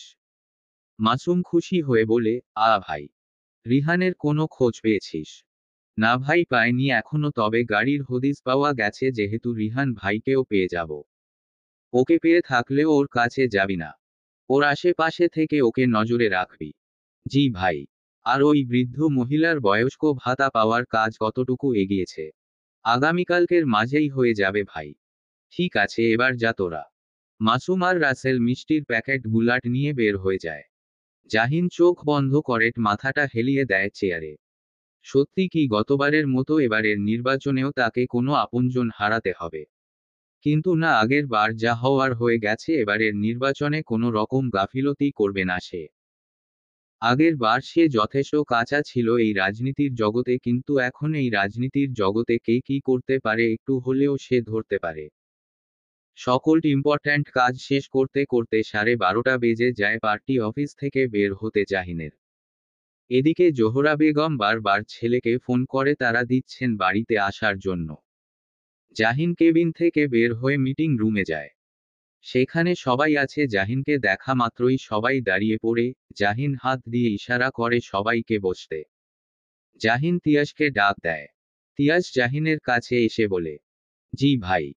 জাহিন গাড়ির চাবিটা তিয়াসের কাছে দিয়ে বলে, গাড়িটা ড্রাইভ কর তুই আজকে, আর বিকালের দিকে সবাই বাড়িতে চলে যাবি। জাহিনের কথা শুনে সবাই একসাথে আচ্ছা বলে। বৌভাতের জন্য অয়ন্তীকে মেরুন কালারের শাড়ি পরানো হয়েছে আটমৌরে ভাবে। পার্লার থেকে লোকজন এসেছে অয়ন্তীকে সাজাতে। পার্লার থেকে আসা লোকজনকে অয়ন্তী বারবার বলে যাচ্ছে যেন তাকে ভারী মেকআপ না করায়। ছোট থেকেই তার এসব সাজগোজের প্রতি কোনো রকম আগ্রহ নেই।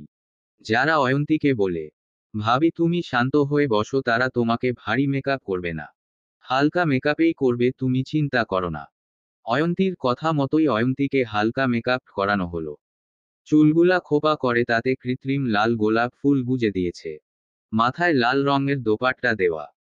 হাতে, গলায় সোনার গয়না, কোমরে কোমর বন্ধনী পরিয়ে শাড়িটাকে সুন্দর করে সেট করে দিয়েছে। এই হালকা সাজেই অয়ন্তীকে ভারী মিষ্টি লাগছে। বিশেষ করে নাকের ডায়মন্ডের নথটা পরাতে যেন আরো বেশি সুন্দর লাগছে। যারা অয়ন্তীকে আপাদমস্তক দেখে বলে, ভাবি তোমাকে আজকে ভীষণ ভীষণ সুন্দর লাগছে। আর যাই হোক ভাইয়া, তোমাকে দেখে প্রেমে পড়তে বাধ্য হবেই হবে। অয়ন্তী লজ্জায় মাথা নুয়ে ফেলে। মেয়েটাই একদিনে এতটা ফ্রি হয়ে যাবে তার সাথে অয়ন্তী ভাবতে পারেনি সেটা। কিন্তু অয়ন্তীর এটা ভেবে আরো বেশি লজ্জা লাগছে, আজকে রাতে জাহিনের সাথে একই রুমে কি করে থাকবে সে। ভাবতে অয়ন্তীর সমস্ত গা বারবার কেঁপে উঠছে, গলা শুকিয়ে আসছে। কি অপেক্ষা করছে আজকের রাতটা তার জন্য। গাড়ি অর্ধেক রাস্তায় আসাতেই জাহিন তিয়াসকে বলে, আগে ব্যাংকে চল তারপর বাড়িতে। জি ভাই। ব্যাংক থেকে ফিরে বাড়িতে ঢুকতেই আহানের কান্নার শব্দ ভেসে আসে জাহিনের কানে। ছেলেটা এমন ভাবে কান্না করছে যেন মনে হচ্ছে তার কাছ থেকে তার প্রিয় জিনিসটা কেউ নিয়ে গেছে। জাহিন তার চাচিকে উদ্দেশ্য করে বলে, চাচি আহান এভাবে কান্না করছে কেন? আর বলো না ওর ক্যামেরার মেমোরি কার্ড নাকি কে চুরি করে নিয়ে গেছে তাই কান্না করছে। সবাই বলছে একটা নতুন মেমোরি কার্ড এনে দিবে, কিন্তু তারপরও ছেলের কান্না থামার নাম নেই, তার নাকি পুরাতন মেমোরি কার্ডেই লাগবে। এখন তুমিই বলো, বাড়িতে এত বড় একটা অনুষ্ঠান আরও মরা কান্না শুরু করে দিয়েছে। এতক্ষণ সবাই মিলে বুঝালেও এখন যে যার কাজে চলে গেছে, পড়ে রইলাম আমি। জাহিন চাচির কথাটা শুনে জিহ্বায় কামড় দিয়ে মনে মনে বলে, এই রে, মেমোরি কার্ডটা তো আমার কাছে। জাহিন মুচকি হেসে আহানের কাছে গিয়ে বলে, আহান ভাইয়ের সাথে চল ভাই, তোকে আগের মেমোরিটা খুঁজে বের করে দিবে। আহান কান্না ভেজা গলায় বলে, সত্যি দিবে? হুম। রুনা আক্তার চলে যান। যেহেতু জাহিন চলে এসেছে, এবার আহান ঠান্ডা হবেই। জোহরা বেগম ছেলের কণ্ঠ শুনে রান্নাঘর থেকে এসে বলেন, জাহিন এসেছিস, জলদি তৈরি হয়ে নে বাবা। হুম। জাহিন আহানকে নিয়ে উপরে চলে যায়। এদিকে জোহরা বেগমের ফোন বেজে উঠে। জোহরা বেগম ফোনের স্ক্রিনে তাকিয়ে দেখেন ছোট ছেলে ফোন করেছে। জোহরা বেগম তাড়াতাড়ি নিজের রুমে ঢুকে দরজা লক করে কল রিসিভ করতেই ওপাশ থেকে রিহান আহ্লাদি গলায় বলে, মা আমি বাড়ি চলে আসি। আমি একা একা থাকতে পারছি না। এদিকে ভাইয়ার বিয়ে হচ্ছে আর আমি ভাইয়ার একমাত্র ভাই হয়ে ভাইয়ের বিয়েতে থাকতে পারছি না, এই কেমন ভাগ্য আমার। জোহরা বেগম ছেলেকে বোঝানোর স্বরে বলে, এখন তুই যদি আসিসও তোর বাবা তোকে আস্ত রাখবেন না। তাই আর কিছুদিন সহ্য করে নে বাবা। কিছুদিন মানে ঠিক কত দিন সহ্য করতে হবে আমাকে মা?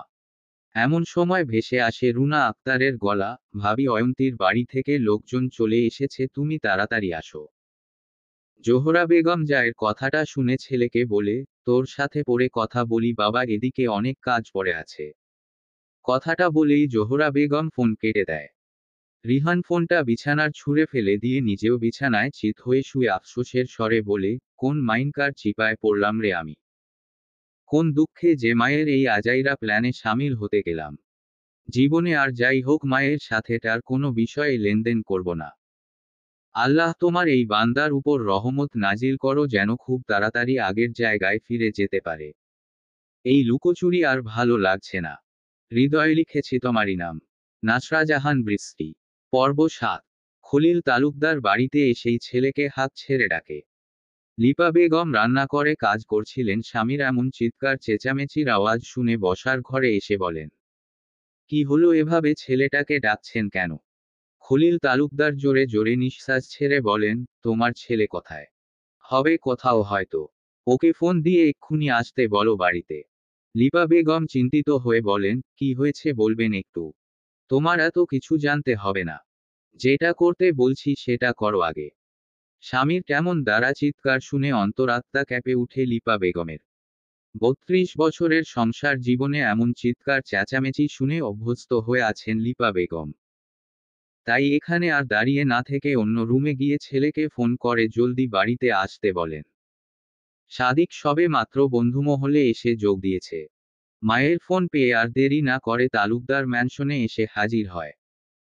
বাড়িতে প্রবেশ করে বাবাকে এমন রাগী রাগী চেহারা নিয়ে বসে থাকতে দেখে সাদিক বলে, কি হয়েছে আব্বা? খলিল তালুকদার ছেলের দিকে তাকিয়ে ঠান্ডা গলায় বলে, নির্বাচনের আগের ৩ মাসে ৫ বছরের যত কাজ ফেলে রেখেছি সবটা পূরণ করতে হবে। সাদিক বাবার মুখে হঠাৎ করে এমন কথা শুনে অবাক হয়ে যায়। যে লোক এই সব কাজ নিজে থেকে এড়িয়ে যায়, আজ কিনা সেই লোক নিজে থেকে এসব করতে বলছে। মানে তার আব্বার কি মাথাটা খারাপ হয়ে গেছে? জাহিনের সাথে দেখা করে এসে সাদিক সোফায় বসে ভ্রু কুঁচকে বাবার দিকে তাকিয়ে অবিশ্বাস্য গলায় বলে, কি বলছেন আব্বা? এই ৩ মাসে ৫ বছরে জমে থাকা অধিকাংশ সকল কাজ কি করে শেষ করব? খলিল তালুকদার চিৎকার করে বলেন, আমি কিচ্ছু জানি না, এই ৩ মাসে জনগণের কাছে ভালো সাজতেন হবে আমাদের। একবার শুধু নির্বাচনে জিতে যাই, তারপর আমি ওই জাহিনের থোতা মুখ ভতা করে দেব। আমাকে আমাকে এই মেয়র খলিল তালুকদারকে বলে এই বারের নির্বাচনে আমি হেরে যাব। ওকে আমি জিতিয়ে দেখিয়ে দেব আমার দৌড় কত দূর পর্যন্ত। চাচাকে রাজনীতি জীবন থেকে চিরতরে সরিয়ে দিয়েছে, এবার ভাতিজাকেও চিরতরের জন্য সরিয়ে দিব রাজনীতির মাঠ থেকে। আব্বা সবেই বুঝলাম আপনার কথা। কিন্তু হঠাৎ করে নির্বাচনের 3 মাসে আগে আমরা যদি এসব কাজ শুরু করি তাহলে জনগণরা তো ধরে ফেলবে যে আমরা তাদের ভোট পাওয়ার লোভে এমনটা করছি। যাদের 5 বছরে কোনো খবর ছিল না তারা হঠাৎ করে নির্বাচনের আগে আগে এসে ভালো ভালো কাজ শুরু করে দিয়েছে। তখন তো তা দেখে জনগণরা আমাদের উপরে মনে মনে ক্ষেপে যাবে। ছেলের কথা শুনে খলিল তালুকদার হুংকার দিয়ে বলেন, তোকে এত কথা বলতে বলেছে কে? তুই দুনিয়াতে আগে এসেছিস নাকি আমি এসেছি? তাই আমি যেটা বলছি সেটা কর আর আগামীকাল থেকেই শুরু করবি কাজগুলা। সাদিক নিচু গলায় বলে, জি আব্বা। এবার যা এখান থেকে। সাদিক বেরিয়ে যায় বাড়ি থেকে। সাদিক মনে মনে জানে এইবারের নির্বাচনে তার আব্বা হারবে। এই 30 মাস তার আব্বা লোক দেখানোর জন্য যতই ভালো কাজ করুক না কেন, জনগণরা এই লোক দেখানো কাজে ভুলবে না, তারা যা বুঝার বুঝে গেছে। আর তার উপরে তার বাবার প্রতিপক্ষ শেখ আবরার জাহিন দাঁড়াবে এবারের নির্বাচনে। গত 10 বছরের মাঝে শেষ 5 বছর তার আব্বা জনগণের পাশে দাঁড়ানো তো দূরে থাক, চোখেও দেখেনি তাদের। আর জাহিন ভাই তার উল্টো সবসময় জনগণের পাশে দাঁড়িয়েছে, সেই হিসেবে জাহিন ভাইয়ের জেতার সম্ভাবনা একটু বেশি। সাদিক বাইকে বসতে যাবে ঠিক সেই সময় তার ফোন বেজে ওঠে। সাদিক ফোনের স্ক্রিনে ভেসে থাকা বনু নামটা দেখে মুচকি হেসে কল রিসিভ করে, কানের কাছে ফোন নিয়ে কোমল স্বরে বলে, কেমন আছে আমার বনুটা? ফোনের ওপর পাশে থাকা সানা আহ্লাদি গলায় বলে, আমি ভালো নেই ভাইয়া। সাদিক গলার স্বর কঠিন করে বলে, কেন? কে কি বলেছে আমার বনুটা? শুধু নামটা একবার বল, তাকে মাটিতে পুঁতে ফেলবো এক্কেবারে। ভাইয়ের এমন কথা শুনে সানা ঝটপট উত্তর দেয়, না না, কেউ কিছু বলেনি আমাকে। আসলে তোমাদের ছাড়া হোস্টেলে থাকতে আর ভালো লাগে না। সাদিকের মনটা নিমিষেই খারাপ হয়ে যায়। তারও যে আদরের ছোট বোনকে ছাড়া থাকতে কষ্ট হয়। কিন্তু তার কিছু করার নেই। এই নোংরা পরিবেশ থেকে ফুলের মতো বোনকে রক্ষা করতেই হোস্টেলে পাঠানো। সাদিক বোনের মন ভালো করতে বলে, আমি আগামীকাল আসবো তোর কাছে। না না, এখন আর আসতে হবে না তোমাকে, আর কদিন পরেই তো বার্ষিক পরীক্ষা, তখন পরীক্ষা শেষ হওয়ার পরে তুমি এসে আমাকে নিয়ে যেও। আচ্ছা। ভালো করে খাওয়া দাওয়া করবি কিন্তু। তুমিও। রাখি এখন। হুম। জাহিন আহানকে তার মেমোরি কার্ড ফিরিয়ে দিয়ে নিজের রুমে চলে যায় তৈরি হতে। আর যাওয়ার আগে বলে যায় সকালে অয়ন্তী আর তার ছবি তোলার বিষয়টা যে কেউকে না বলে। আহানও ভাইয়ের কথায় সম্মতি দেয়। কিন্তু আহান এই কথাটা কতক্ষণ চেপে রাখতে পারবে এটাই দেখার বিষয়। অয়ন্তীর বাড়ি থেকে সকলে চলে এসেছে। লিজার যেন প্রাণপ্রিয় বান্ধবীর সাথে দেখা করার জন্য আর তরস হইছে না, তাই দ্রুত পায়ে সদর দরজা পেরিয়ে ভেতরে ঢুকতে যাবে তখনই কারো সাথে ধাক্কা লেগে পড়ে যেতে নিলে নিজেকে বাঁচাতে সামনে যা পেয়েছে চোখ বন্ধ করে তাই আঁকড়ে ধরেছে ভয়। কিন্তু চোখ খুলে যা দেখে তাতে লিজার চোখ কপালে। তার সামনে সুঠাম দেহের অধিকারী গৌরবর্ণের সুদর্শন একজন পুরুষ মানুষ দাঁড়িয়ে আছে। চোখ মুখে ফুটে আছে কঠিনত্বের ছাপ, রাগে নাক বার ফুলাচ্ছে। মনে হচ্ছে লিজাকে এক্ষুনি গুলি করে তার মাথার খুলি উড়িয়ে দিবে। গুলি করার কারণও আছে, কারণ লিজা ধরেছে ছেলেটির শার্ট ধরেছে, আর তার উপরে শার্টের কয়েকটা বোতাম ছিঁড়েও গেছে, যার কারণে ছেলেটির বুকের অনেকটা জায়গা দৃশ্যমান রূপে ভেসে আছে।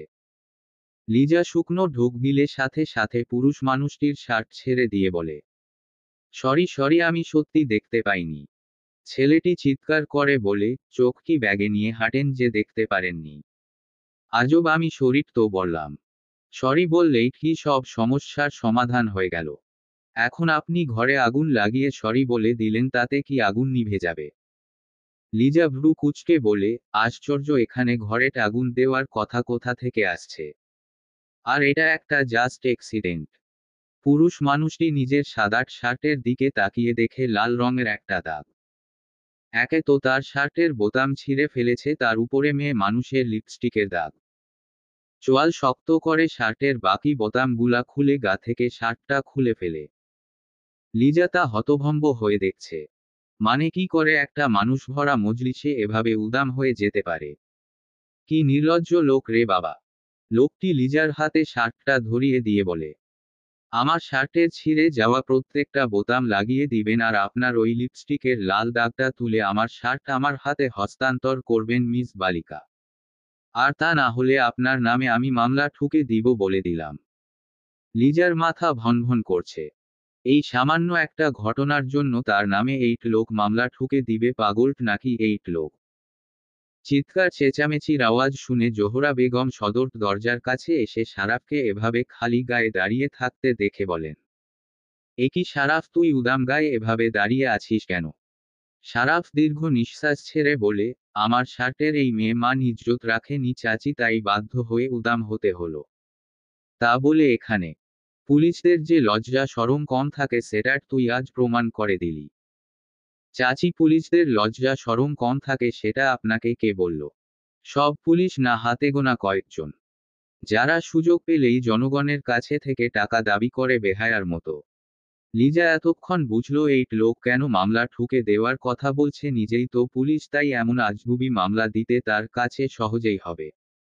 লিজা জোহরা বেগমের কাছে গিয়ে সারাফকে কিছু বলতে না দিয়ে বলে, চাচি বিশ্বাস করুন, আমি ইচ্ছে করে এমনটা করেনি, পড়ে যাচ্ছিলাম দেখে ওনার শার্ট আঁকড়ে ধরেছিলাম আর তাতে ওনার শার্টের বোতাম খুলে যায়। আর জোহরা বেগম হাত দিয়ে থামিয়ে বলেন, আচ্ছা, যা হওয়ার হয়ে গেছে। সারাফ, তুই গিয়ে নুহাসের একটা শার্ট পরে নে। সবাই তোর দিকে অদ্ভুতভাবে তাকিয়ে আছে দেখ।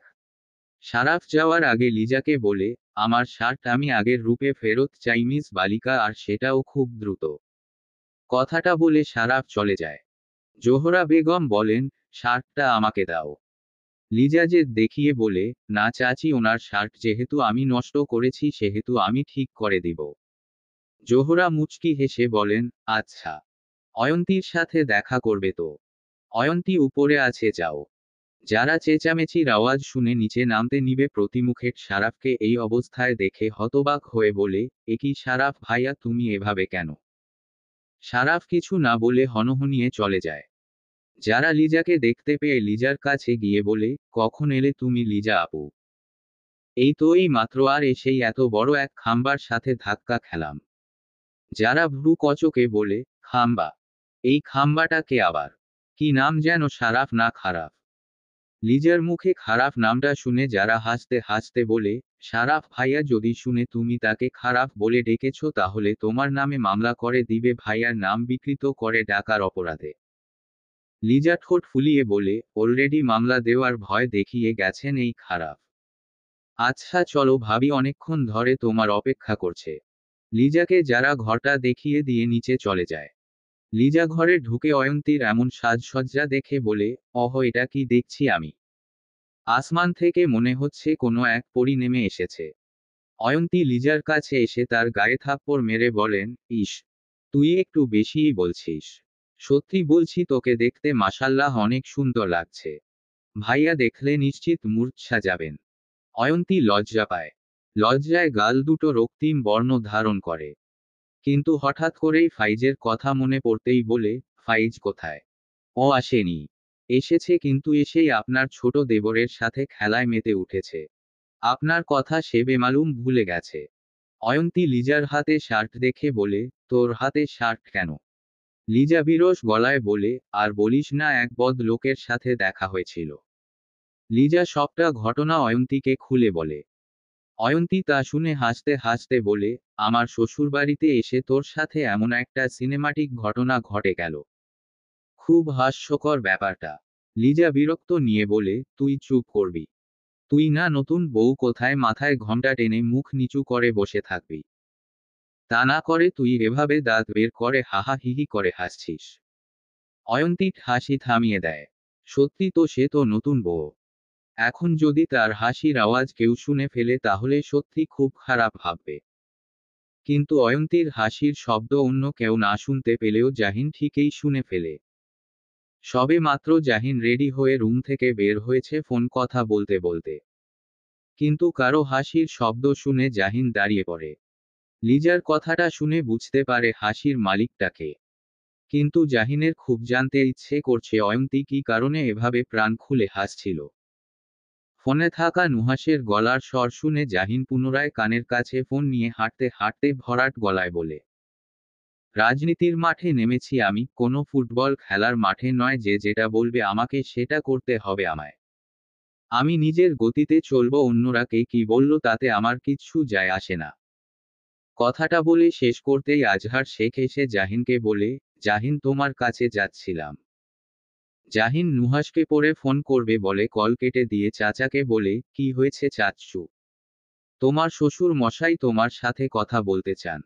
আমি ওনার সাথেই দেখা করতে যাচ্ছিলাম। ও আচ্ছা তাহলে চলো। জাহিন হামিদ খন্দকারকে দেখে মুখে সালাম দেয়। হামিদ খন্দকারও সালামের জবাব দিয়ে জাহিনকে বসতে বলে।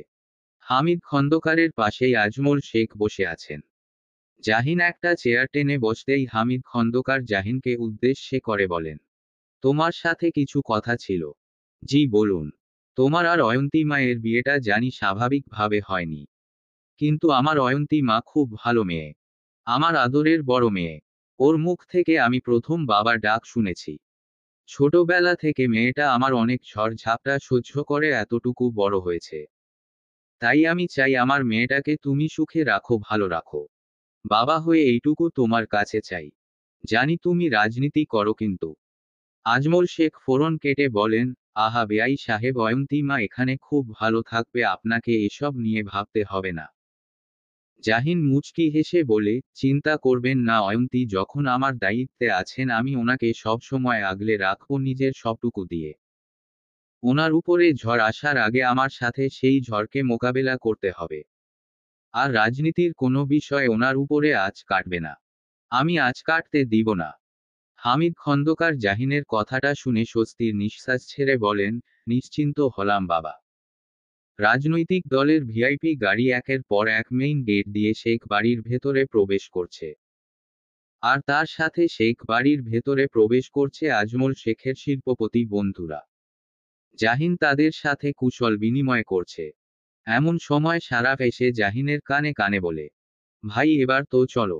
আর কতক্ষণ একা একা ভাবি ছবি তুলবে? কয়েকটা তো কাপল পিকো তোলা দরকার।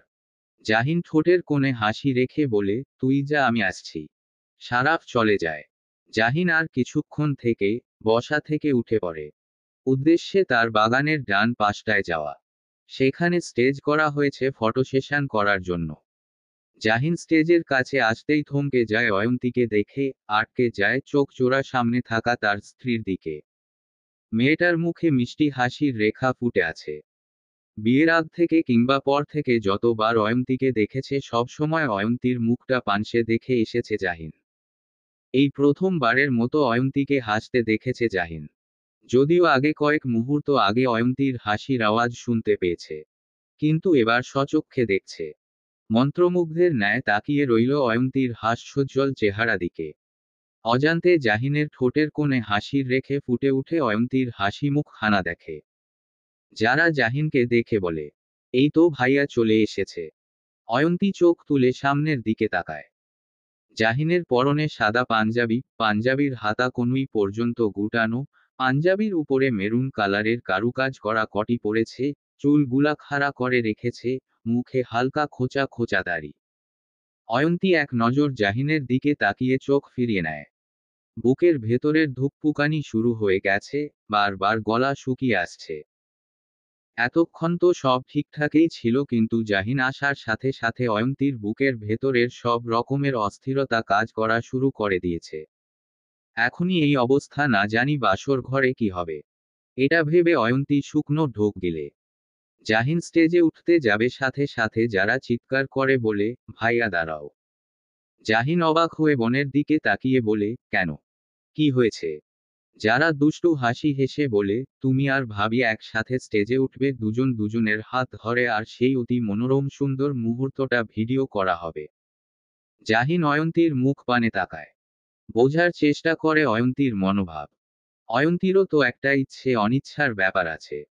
সবকিছু তো আর চাপিয়ে দেওয়া যায় না তার উপরে। জাহিন বোনের দিকে তাকিয়ে বলে, যারা এসব করার কোনো দরকার নেই। যারা কপট রাগ দেখিয়ে বলে, উফো ভাই এসব করা লাগবে। একটা মেয়ের সারা জীবনের স্বপ্ন থাকে এমন একটা মুহূর্তকে ঘিরে, তুমি জানো সেটা। জাহিন স্মিত হেসে অয়ন্তীর দিকে দৃষ্টি ফেলে কোমল গলায় বলে, তাই বুঝি? যারা মাথা নাড়িয়ে বলে, হুম হুম। যারা অয়ন্তীকে এনে জাহিনের পাশে দাঁড় করায়। অয়ন্তী মাথা নিচু করে আছে। ভীষণ লজ্জা লাগছে তার। এত লজ্জা লাগার কি কোনো মানে আছে? না, কোনো মানে নেই। যারা পুনরায় বলল, ভাইয়া এবার হাতটা বাড়িয়ে দাও ভাবির দিকে। জাহিন পূর্ণ দৃষ্টি ফেলে সরাসরি অয়ন্তীর দিকে তাকিয়ে বাম হাতটা বাড়িয়ে দিল। অয়ন্তী জাহিনের দিকে তাকায়, জাহিন চোখের ইশারায় বলে তার হাতটা ধরার জন্য। অয়ন্তী জাহিনের দিকে থেকে নজর সরিয়ে ধীরে ধীরে জাহিনের হাতের উপরে নিজের মেহেদি রাঙা ডান হাতটা রাখল। জাহিন অয়ন্তীর ছোট হাতটা নিজের হাতের মুঠোয় নিয়ে ধীর গলায় বলে, আপনি ঠিক আছেন তো অয়ন্তী? অয়ন্তী ঠোঁটে ঠোঁট চেপে মাথা উপর নিচ করে বোঝায় যে সে ঠিক আছে। জাহিন অয়ন্তীকে নিয়ে ধীর পায়ে হেঁটে স্টেজের উপরে উঠে হাতটা ছেড়ে দেয়। কিন্তু এবার যারা যা বলে তাতে অয়ন্তীর কান দিয়ে গরম ধোঁয়া বের হয়ে যাওয়ার মতো অবস্থা শুরু হয়ে গেছে। এবার ভাইয়া তুমি ভাবির কোমরটা ধরে সুন্দর সুন্দর পোজ দাও। জাহিন কিছু বলতে গেলে যারা থামিয়ে বলে, একদম না। বিয়ে মানুষের একবারেই হয়, আর এই সুন্দর মুহূর্তগুলা ফ্রেমবন্দি করে রাখা ভালো, ভবিষ্যতে যেন দেখতে পারো। জাহিন বাধ্য হয়ে অয়ন্তীর উন্মুক্ত কোমরে হাত রাখল। জাহিনের শীতল হাতের ছোঁয়া পেয়ে অয়ন্তীর সমস্ত গা কিঞ্চিত রূপে কেঁপে উঠে।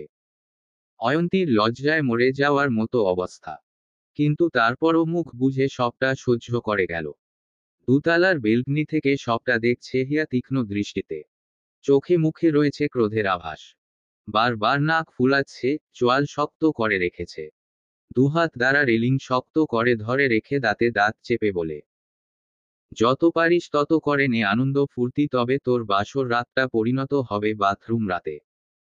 তোকে আজকে রাতে যদি আমি বাথরুমেট না কাটাতে বাধ্য করেছি তাহলে আমার না রাইফা হিয়া নয়। আমার জাহিন ভাইয়ের সাথে বাসর করবি তো করাচ্ছি তোকে বাসর। এমন বাসর করাবো যে সারা জীবন মনে রাখবি। কথাটা বলেই বেলকনি থেকে প্রস্থান করে হিয়া। আর সহ্য করতে পারছে না এই দৃশ্যটা। শেখ বাড়ির সকল সদস্যদের পারিবারিক একটা ফটো তোলা হলো, কিন্তু সেই ফটোতে দুটো মানুষ মিসিং, এক রিহান আর এক নুহাস। কিন্তু কিছু করার নেই, বর্তমান পরিস্থিতিটাই এমন, কেউ একজন নিজে থেকে মিসিং হয়েছে, আরেকজন কাজের জন্য মিসিং হয়েছে। নুহাস এই পরিবারের রক্তের সম্পর্কের কেউ নয়, কিন্তু নুহাসকে এই পরিবারের একজনেই মানা হয়। ছোট থেকেই নুহাস এই বাড়ির প্রত্যেকটা মানুষের সাথে থেকে বেড়ে উঠেছে। তাই নুহাসও শেখ পরিবারেরই একটা অংশ। যে অংশটা ছাড়া শেখ পরিবার পরিপূর্ণ নয়। ফটো সেশনের কার্যক্রম শেষ হলে আজমল শেখ আসা সকল ভিআইপি গেস্ট আর আত্মীয়স্বজনদের সাথে বড় ছেলের বউয়ের পরিচয় করিয়ে দেন। একে একে সব আত্মীয়স্বজন চলে যাচ্ছে। অনুষ্ঠান প্রায় শেষ হওয়ার দিকে। হামিদ খন্দকার মেয়ের কাছে এসে মেয়ের মাথায় হাত রেখে বলেন, এখন আসি আমরা মা, তুই সাবধানে থাকবি। অয়ন্তী মন খারাপ করে বলে, কিন্তু মমনি আসল না কেন? মন করিস না, আগামীকাল তো যাবেই বাড়িতে, তখন না হয় মামনিকে প্রাণ ভরে দেখে আসবি। ফাইজ হাসি মুখে বলে, আপু তুমি কিন্তু একদম দুষ্টুমি করবে না, সবার সাথে মিলেমিশে থাকবা। ফাইজের কথা শুনে বাবার দিকে অবাক হয়ে তাকায় অয়ন্তী। হামিদ খন্দকার চোখের ইশারায় বোঝায় ছেলেকে বোঝ দিয়েই আনা হয়েছে, তাই এই কথা বলছে। অয়ন্তী কোমর বাঁকিয়ে ফাইজের কপালে চুমু এঁকে বলে, আচ্ছা দুষ্টুমি করব না, সবার সাথে মিলেমিশে থাকব। যদি দুষ্টুমি করি তাহলে তোমার কাছে নালিশ যাবে, তখন আমাকে তুমি পানিশমেন্ট দিও কেমন? ফাইজ বোনের কথা শুনে মুচকি হাসে। ফাইজ আর হামিদ খন্দকার চলে যান। লিজা বান্ধবীকে জড়িয়ে ধরে বলে, ভালো থাকিস। আর আজকের রাতটার জন্য অভিনন্দন রইল। অয়ন্তী বান্ধবীর পেটে গুঁতো মেরে বলে, খালি বাজে কথা মুখে তাই না? লিজা অয়ন্তীর কাছ থেকে দূরে সরে এসে অয়ন্তীর গালে হাত রেখে বলে, কোনটা বাজে কথা? প্রত্যেকটা মেয়ের জন্যই প্রথমটা রাতটা একটা স্পেশাল রাত বুঝলি। অয়ন্তী লাজুক হেসে বলে, বুঝলাম ম্যাডাম। এবার আসি। ভালো থাকিস। লিজা সদর দরজা পেরিয়ে অর্ধেক রাস্তা আসতেই সারাফ এসে হাজির হয় লিজার সামনে। লিজা ভ্রু কুঁচকে সারাফের দিকে তাকায়। সারাফ মোহনীয় হাসি দিয়ে বলল, কি মিস বালিকা চলে যাচ্ছেন? লিজা কণ্ঠে খানিকটা তেজ রেখে বলে, হ্যাঁ, চলে যাচ্ছি। দেখতে পাচ্ছেন না কানা নাকি? কানা হতে যাব কেন? কানা তো আপনি মিস ভিজা। লিজা ভ্রু কুঁচকে বলে, কি বললেন আপনি? আমি ভিজা? আপনি আমার এত সুন্দর নামটা সারাফ থেকে খারাপ করেছেন, তাই আপনাকে লিজা থেকে ভিজা বললাম। লিজা কিছু বলতে গিয়ে থেমে যায়।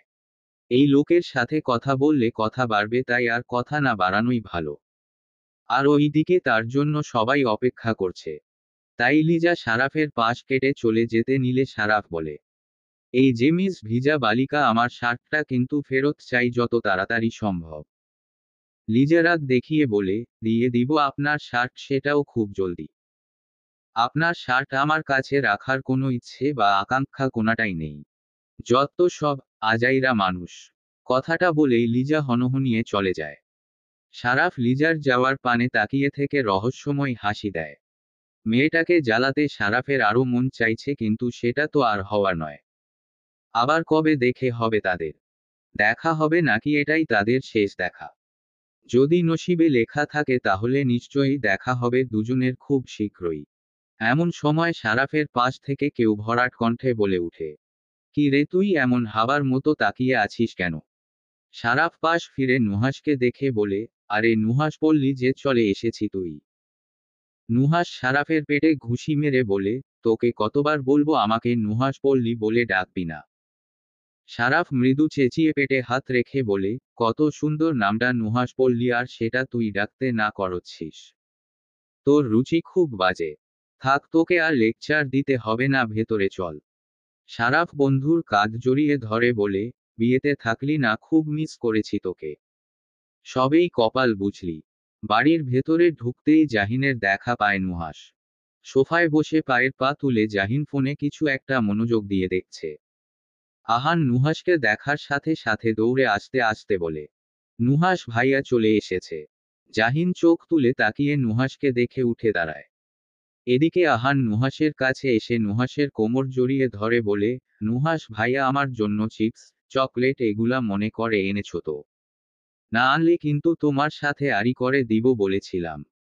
নুহাস লাগেজের উপরে থাকা ব্যাগটা আহানের হাত ধরিয়ে বলে, এর ভেতরে সব আছে। আহান ব্যাগটা হাত নিয়ে নাচতে নাচতে সোফাতে গিয়ে বসে। জাহিন নুহাসের কাছে এসে বলে, ওই দিকের সবকিছু কমপ্লিট করে এসেছিস তো? হ্যাঁ ভাই, সবকিছু সেট করেই এসেছি। ঠিক আছে, ফ্রেশ হয়ে নেয়, অনেকটা জায়গা জার্নি করে এসেছিস। নুহাস উপরে চলে যায়। জারার ঘর থেকে জারার কণ্ঠস্বর ভেসে আসছে। নুহাস যে এসেছে সেটা হয়তো মেয়েটা এখনো টের পায়নি, যদি টের পেত তাহলে একটা বার হলেও তাকে দেখা দিত। ভালোই হয়েছে এখনো জানেনি যে নুহাস এসেছে। জানলেই সব আনন্দ মাটি হয়ে যাবে মেয়েটার।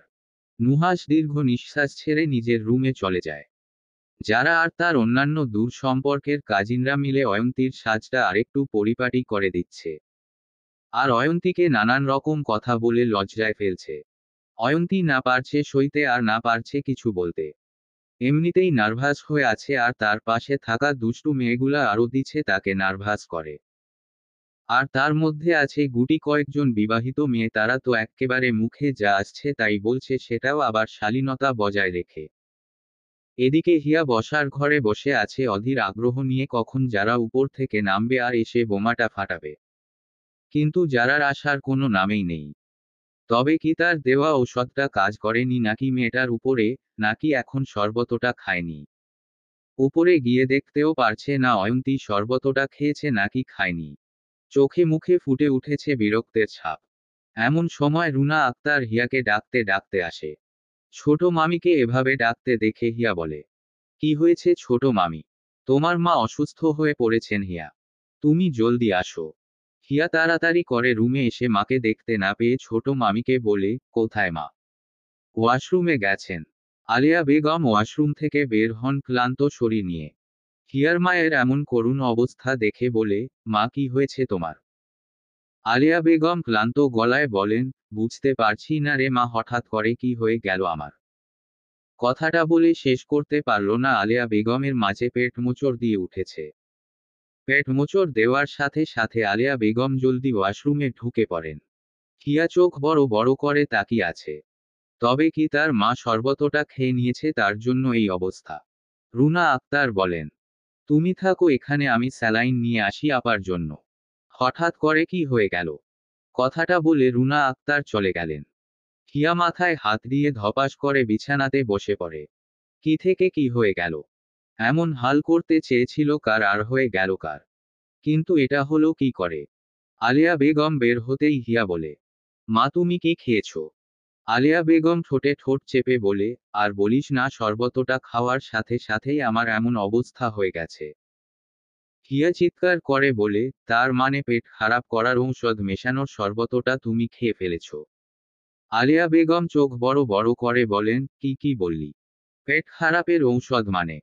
মানেটা হলো এই শরবতটা আমি ওই অয়ন্তী মেয়েটার জন্য বানিয়েছিলাম, যাতে ওর এই অবস্থা হয়। কিন্তু তুমি কি করে খেলে এই শরবত? আমি তো আহানকে দিয়ে পাঠিয়েছিলাম শরবতটা। আহান আমার কাছে শরবতটা দিয়ে বলেছিল অয়ন্তীকে দেওয়ার জন্য। কিন্তু আমি শরবতটা অয়ন্তীকে না দিয়ে নিজেই খেয়ে ফেলি। হিয়া কপট রাগ দেখিয়ে বলে, ভালো হয়েছে এখন বুঝো ঠেলা। তুই আগে থেকে জানিয়ে রাখিসনি কেন? তাহলে তো এমনটা হতো না। বলতে বলতে আবারও মোচড় দিয়ে উঠে পেট। আলিয়া বেগম আবারও দৌড় লাগায় ওয়াশরুমে। হিয়ার আগে দুঃখে চেয়ারে লাথি মেরে বলে, ধুর, চলবে। গল্প হৃদয়ে লিখেছি তোমারই নাম। লেখনীতে নুসরাত জাহান।